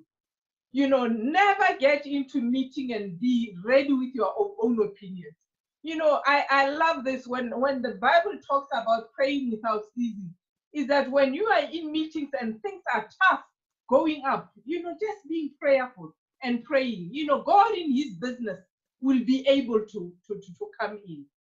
The other thing that becomes important for all of us, let's understand our church business. Learn what is in the church business manual. Understand the business processes. Understand the collaboration, the voting way it has to be, the consensus. Because the reality of the matter is, without understanding the process, as we have already mentioned, that in the triangle is purpose, is the people, and is the process. So when the purpose is very clear, when you have the right people, and when we all understand the process, we don't spend time, using some other forms of running meetings elsewhere in the church. We simply understand that this is the church process. And if we have recommendations for the process itself, we know how to do that. Number 10, even in the previous presentation, it becomes important. If you truly want work to be fulfilled, and if you really want the right input, let everybody know what is the process. Sometimes you can have people coming to church board meetings or any committee meeting, and they can be there the whole day and not contribute anything. So when you are a critical leader, learn to assign duties, but at the same time, learn how to get others to participate. Be able to have, say, sister so-and-so, it looks interesting, you are involved in this. What do you think of that? If you don't want to catch them by surprise, you may indicate before time to say, on this one, it's so important that I would like every one of you to have a view. And as they get to understand how you work, people become more and more prepared for the meetings. The fourth thing, we even spoke about it yesterday, to say, as a church, whether local, whether at a conference level, there has to be a very clear strategy and objectives that collectively we are trying to achieve. And almost every meeting must actually reiterate that, to say this is what we are all about. And therefore, all the reports that we bring in there, it has to be the reports that talks to how we are contributing to that. And at the same time, if you have a report, let's say you are in women ministries, we had even said it yesterday, children ministries, youth and whatever, share your report beforehand with them and see how you are aligning, so that you can make sure that, there is alignment in terms of what you are doing. And every time, no personal agenda, brethren. What I love about our church is that it doesn't respect people. When we come, we are coming at the cross, and we are the same. And every single one of us is talented. Every single one has something to offer the church. It doesn't matter whether you value certain things. Always know that it is so with every single one of us. So in a church where there is order, where there is respect, where we give the people the confidence and the freedom to be able to contribute to the church, that becomes important. We can go to the next slide. Now, what are some of the traits that are required of leaders? Well, I know with those who prepared the module, one of the things is be a good communicator. And the question is, what is a good communicator? There are some people who are extroverts, some are introverts. So being a good communicator does not mean somebody who talks. There are many ways you can communicate effectively in meetings. So if you are an introvert, get to know that and basically say, how do I get to others if I cannot be out there? So that becomes important. Always make sure that when you communicate, you're communicating clearly. And one other thing that becomes important is to check if what you intended to communicate has been received. To be able to say, if somebody's even talking to say, this is what I'm hearing you saying, am I correct in that? If you didn't hear correctly, you will be able to be corrected. The second thing is neutrality.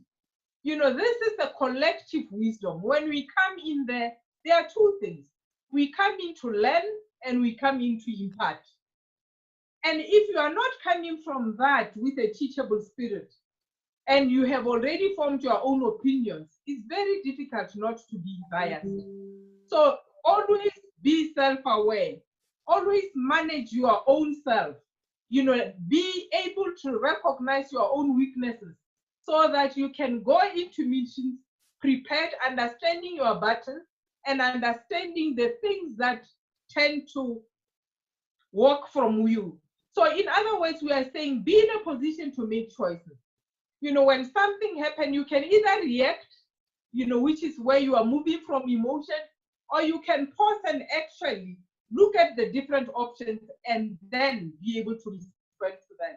Be patient. Our communication style is different. Our levels of understanding is very different. When we come in the organization, we have roles at all levels of the organization. So give other people an opportunity to be the best they can be, because that's really what you are all about. You want the best out of everybody. Number 5 is that be focused. There are certain meetings you arrive there and the agenda starts here and somebody, just comes up and they take you on a long hand. It becomes very important to politely keep the focus. And sometimes what becomes important when you are in a meeting where other people have a tendency to go all over, it is very important to intermittently remind people our purpose is this. These are the intended outcomes. And, sometimes somebody, when they ask that, how is that contributing to that? You are tactful and you are very calm under pressure. Sometimes when it gets heated, it's very important. You can raise your hand and say, can we take this to the Lord in prayer? The minute you break a heated meeting that way, you are inviting back the Holy Spirit in the place. We can never handle the work of God without understanding it's His work, and without the Holy Spirit, we cannot understand it. Now, here they are talking analytical abilities. They are not necessarily talking about people who are mathematical. The issue is, even in our own homes, that's why I'm saying many of us are leaders. In fact, I would want to challenge every one of us to start practicing the leadership at home. I know of a home where throughout the whole week, the family, the children, they put notes of what they would like to discuss and things like that. And then when the Sabbath comes, they pull one of those and meetings are facilitated in that place. What happens there is you are all beginning to treat others as important members in the meeting who are going to be able to contribute. And from that, you should be able to take all the input and actually say, how do we add this together so that we get more? And here again, there is 3 things that you really need: wisdom, spirit of discernment, and understanding. And all of us, we know only the Holy Spirit can give us that. So that becomes important. Even in your homes, when you get to places where you have to make decisions, get your own family to start understanding that this is the Holy Spirit ground, and therefore we can pause and invite the Holy Spirit. We can go to the next slide. Karawa, are you there? Yes. Other important traits: support your members. When you get to know your members, those who are confident and those who are not so sure of themselves. Always take time to say, how do I support you? Aim to have your committee members so strengthened because you have already engaged and spent time with them.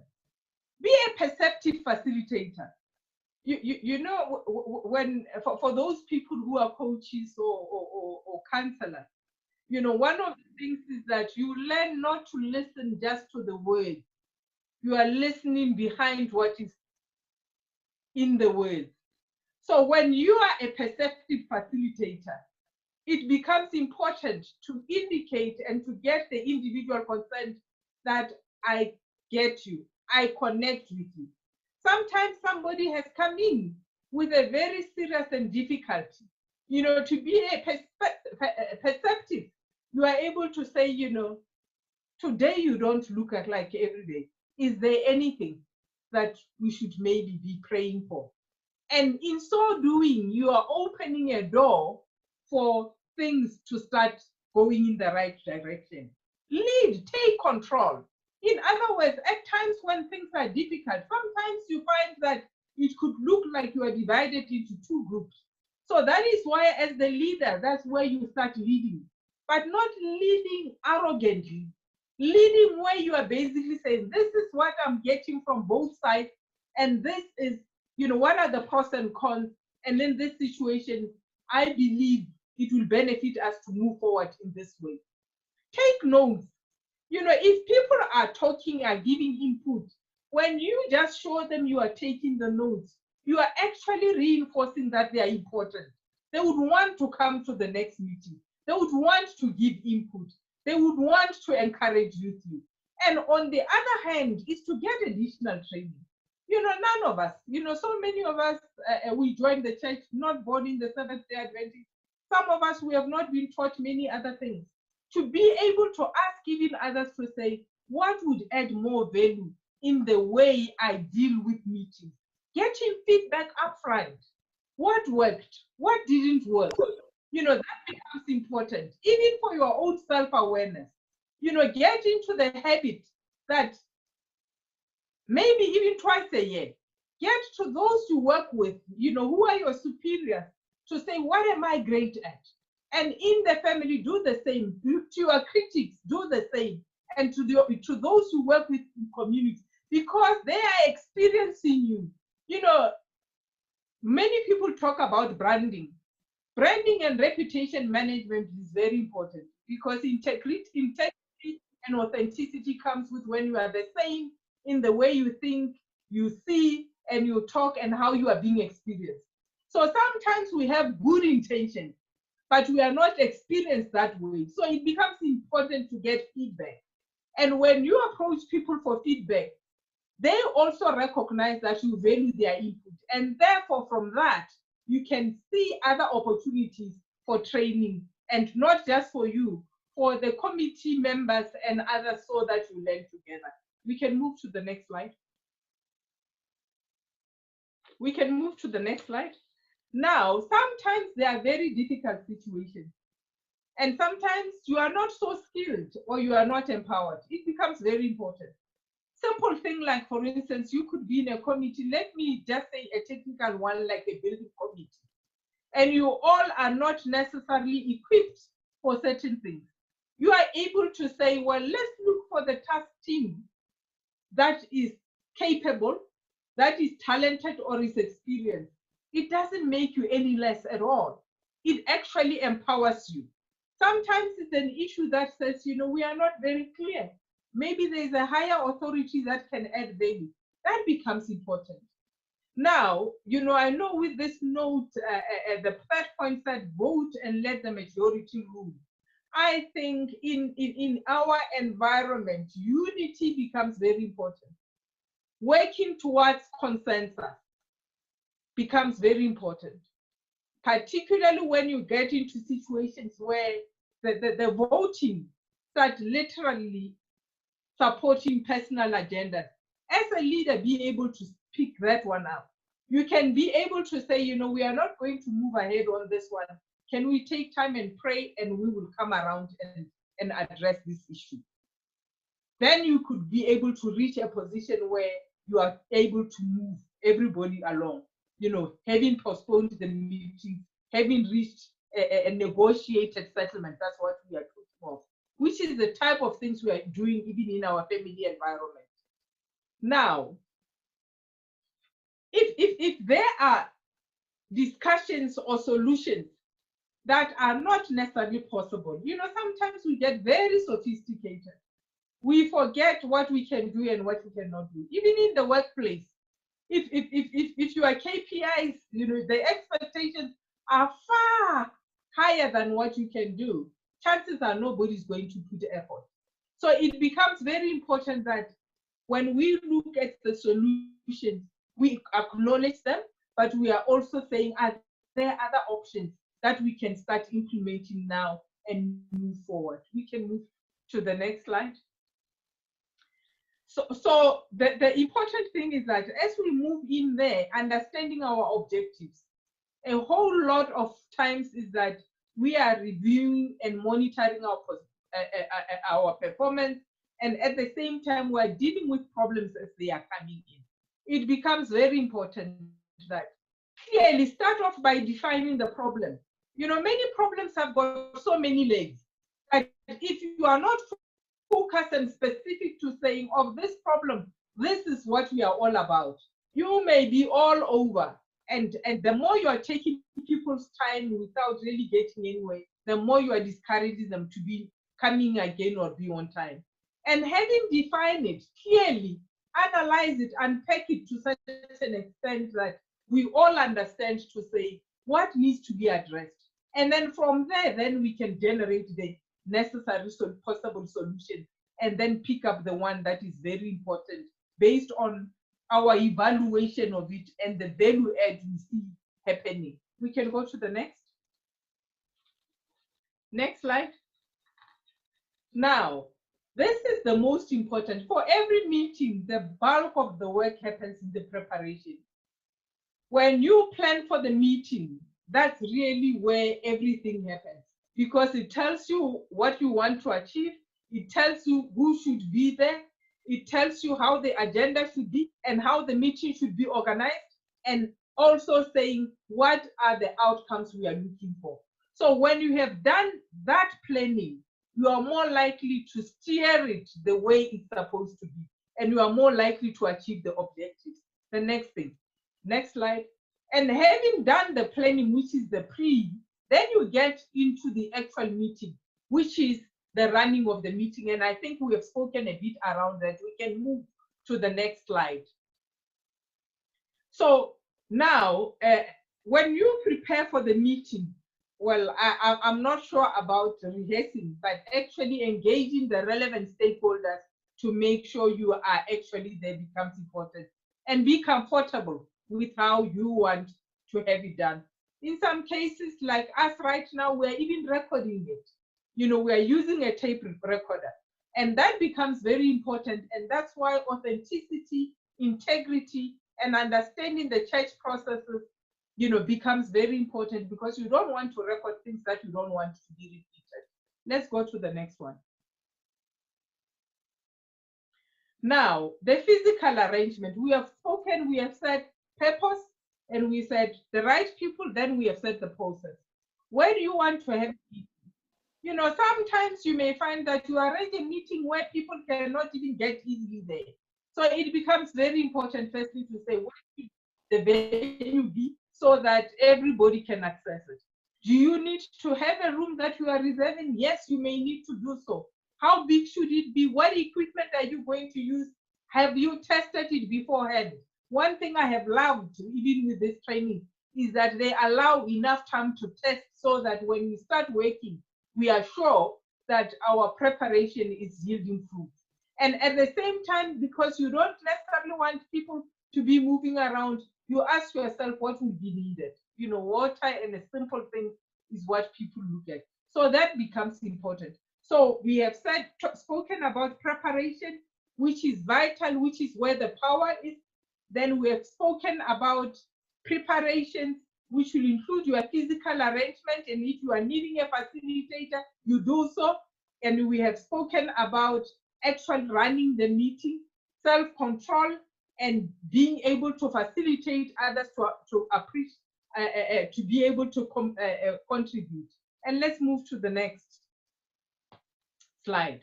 Now, this is the physical arrangements continuing. I'm not going to spend much time on, because I don't want to keep you too long. And then the other thing is that the meeting, as we have mentioned it, your power is at the start and your power is the end. First impression, you start on time, you respect those who are on. Secondly, your agenda is communicating that you understand what's going on. You understand that without the Holy Spirit in the God environment, and I'll even say in your everyday, you know, that should be the standard. Be calm. You know, you are calm because you know you are in God's business. You know, you don't need to be fighting in God's business.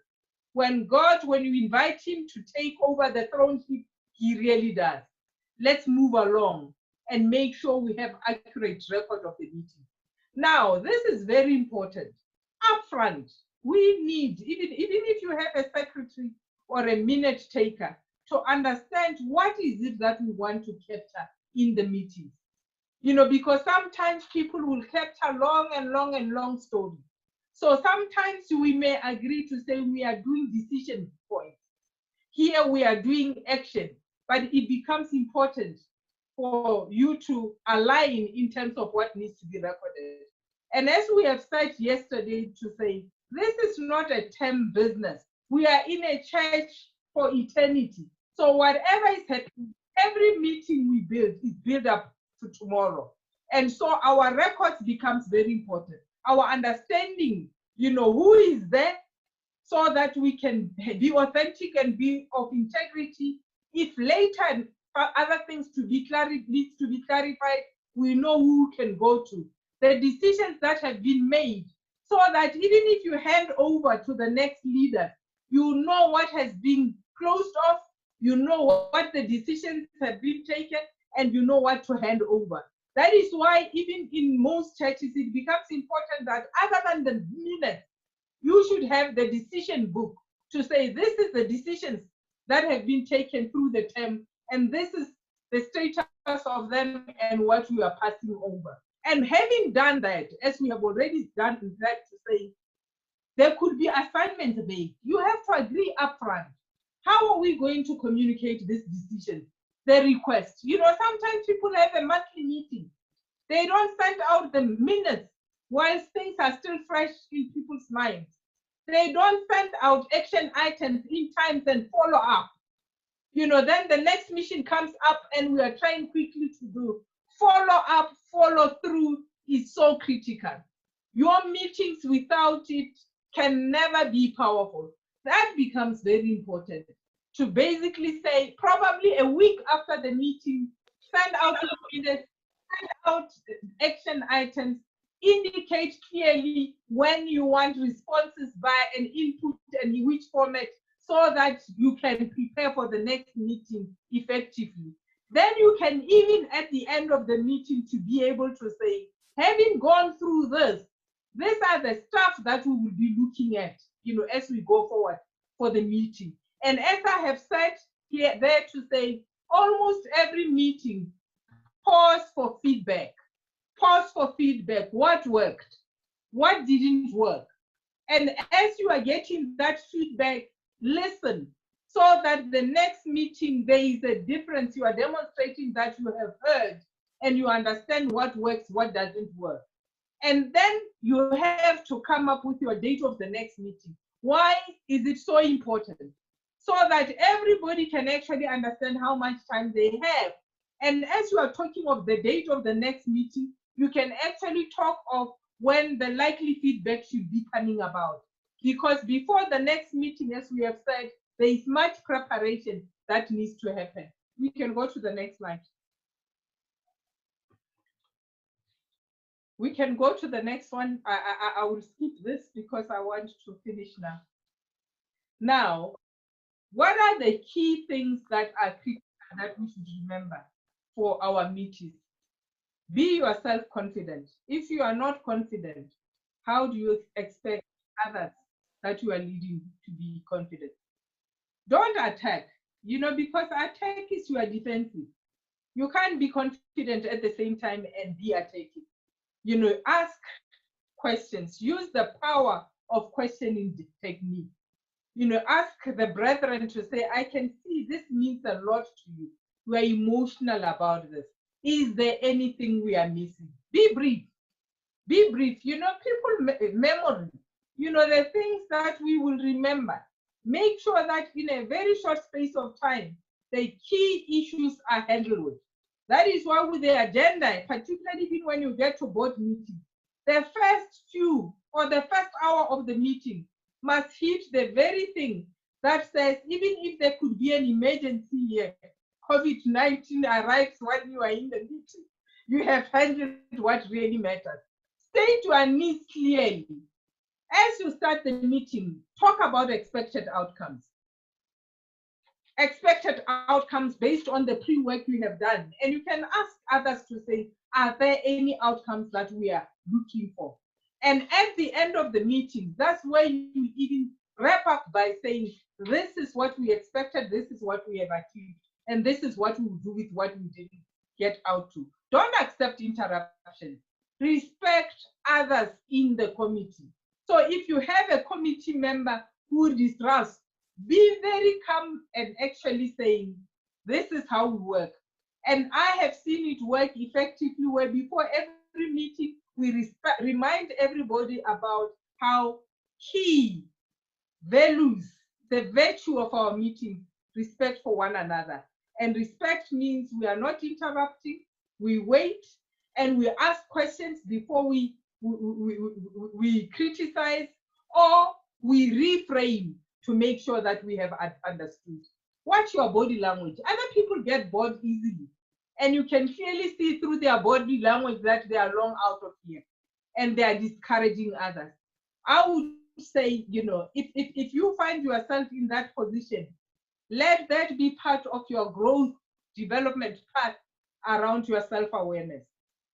Learn to be able, you know, we always talk about, think of when you engage with people like a cup and a saucer. You know, you relate with people at the saucer level. The saucer, nothing gets in it, but the cup, that's where stuff are. Today I come not being well emotionally and things like that, but the things in the cup we can always change. So our relationship should be at the saucer level, because we know what is in the cup can always be changed. You know, that becomes important. Ask for responses. Make sure everybody gets involved. Let's get to the end. Next slide. Now, as we close here, I have already said you are leaders already. You are leaders because you have homes, you have families. So the most important thing, the one thing I want you to go ahead with is that you can be an effective leader, and refuse to listen to people who say you are not. You may rephrase what people say and say, you know, I haven't learned about that. I will be learning about that. So getting back again to saying, as a leader, gear yourself to the 5 challenges that we started with. And the first 5 challenges we said, model the way. Think of yourself every time as being someone who is leading and others following. Be conscious, be intentional. As you get in that meeting, you need to be able to say, what is it that I want to be said about this meeting, or about how I have led representing Christ? Number 2, have I communicated the vision, and is it compelling enough? Number 3, am I enabling others to act to be the best they can be? Am I using my communication skills to encourage the hearts of followers to act? And the reason we are saying the heart is that connect with the heart. When you connect with the heart, you don't ask for my hand before you see me. And the last thing is challenge the process, which is why you check what worked, what did not work. When you follow through, you have good records, and at the same time, you make sure that you empower those who have to contribute with enough information in time, so that at the end of the day, for God's cause, we are achieving the best we can do. Thank you.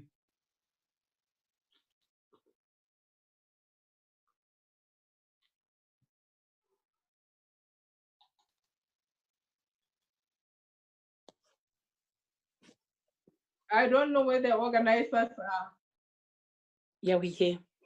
Yes, I know we're here. Thank you, Mrs. Nyama. Karabo, may you please unmute me? I don't know if I'm... We can hear you. We can hear you, ma'am. Okay. Thank you so much. We have come to the end of our presentations today. We want to thank Mrs. Jabulile Butelezi Kalonji for such a presentation that she did. We now know how to do newsletters. Ladies, let's go back to our churches and let's start cracking on newsletters. Let's start even with just a 1-page newsletter. It doesn't have to be many, many pages. Thank you so much, Mrs. Jabulile Buthelezi Kalonji. And we also want to thank Mrs. Tidi Nyama. Now we know how to chair meetings. We know how to behave in meetings. We know how to make our meetings exciting. You know, let's go and practice all we've learned today. It even starts with even sitting in a small committee. Let's apply what we've learned today on how we can run our meetings. We want to thank you all, ladies, for being with us till now. We know we have gone a bit over our time, but thank you so much for staying till now. I know that Mrs. Nyama, this could be your last presentation. Thank you so much. May God bless you in all you're doing. Mrs. Kalonji, Buthelezi Kalonji will be with us another day. Tomorrow, we'll be having Gail Masondo. She'll be doing the two presentations. The first one is Principles of Counseling and Small Groups, Ministries, and Support Groups. Those two topics are exciting. You don't want to miss them. And Sister Gail Masondo is ready to be with us tomorrow. We also want to acknowledge, we never get tired of acknowledging our leader, Mrs. Zodwa Kunene from SAU. Thank you so much, our leader. You know, we feel warm every time you're with us. Thank you so much for your presence. It really means a lot to us. Our last prayer will come from Pastor Abonolo Max. As she prays, let's not forget, yesterday we prayed for a sister called Nontokozo. She has actually typed a message that I'm going to broadcast to all of you. She's thanking all of us for praying for her, and let's continue to pray for her. But there's another urgent prayer request that has come from one of our participants, Mrs. Elsie Mantambo. She lost her sister-in-law, and the family is really grieving in pain. So she's asking that we pray for the Mantambo and Mazwai family. And also, and hope Ntokozo is recovering. Okay, that's Ntokozo, the one I spoke about. So I'm going to ask Pastor Bonolo to close with a word of prayer, and then let's meet again tomorrow at 6 o'clock. Let's meet tomorrow. It's going to be exciting. We are learning a lot. We are not the same. I mean, from the day we started, we are so empowered. We have learned a lot, and more lessons keep on coming. Thank you so much, ladies. I will have our last prayer. Good evening, ladies. Can you hear me? Yes, we Am I can audible? hear you. Yes, let's pray. Father in heaven, we magnify your name, we glorify your name, and we worship you this evening. Thank you so much for the beautiful lessons that we have learned. Indeed, my mind raced to think about the 40 authors that wrote the Bible and you being the chief editor, and making it possible for us to have the Bible, which is the love letter, to know more about you. Help us as ladies to start with the publication so that we tell people about our own testimonies so that they can relate to things that you were able to help us overcome. Thank you for the deadlines that you met us with when you were writing, and we know that indeed when you come for us, you will not come late. We want to thank you for the meeting that we discussed as well with Mrs. Nyama, that in our meetings, let us really deal with pressing issues, pertinent issues that ladies are grappling with, so that we are relevant in the gospel, so that your name may be glorified. Help us to be time conscious and do everything to the glory of your name. We are thinking of the Mazwai family, Mantambo family, who lost a loved one. Dear Jesus, we ask that you comfort them in a very special way in this grieving time. Help them to know that we are still holding on to the blessed hope of Jesus' return. Be with us, my God, in all that we do as we'll be resting tonight. Be with each and every one of us. Meet us at our point of needs as different women. You know our needs individually. We pray likewise that you can be with us and grant us our requests. Thank you for everything that you do for us. May your name be glorified. This is my humble prayer, but I anchor it in Jesus' name. Amen. Amen. Thank you and good night. We see you all tomorrow. May the facilitators please remain, and Mrs. Kunene, please remain with us as well.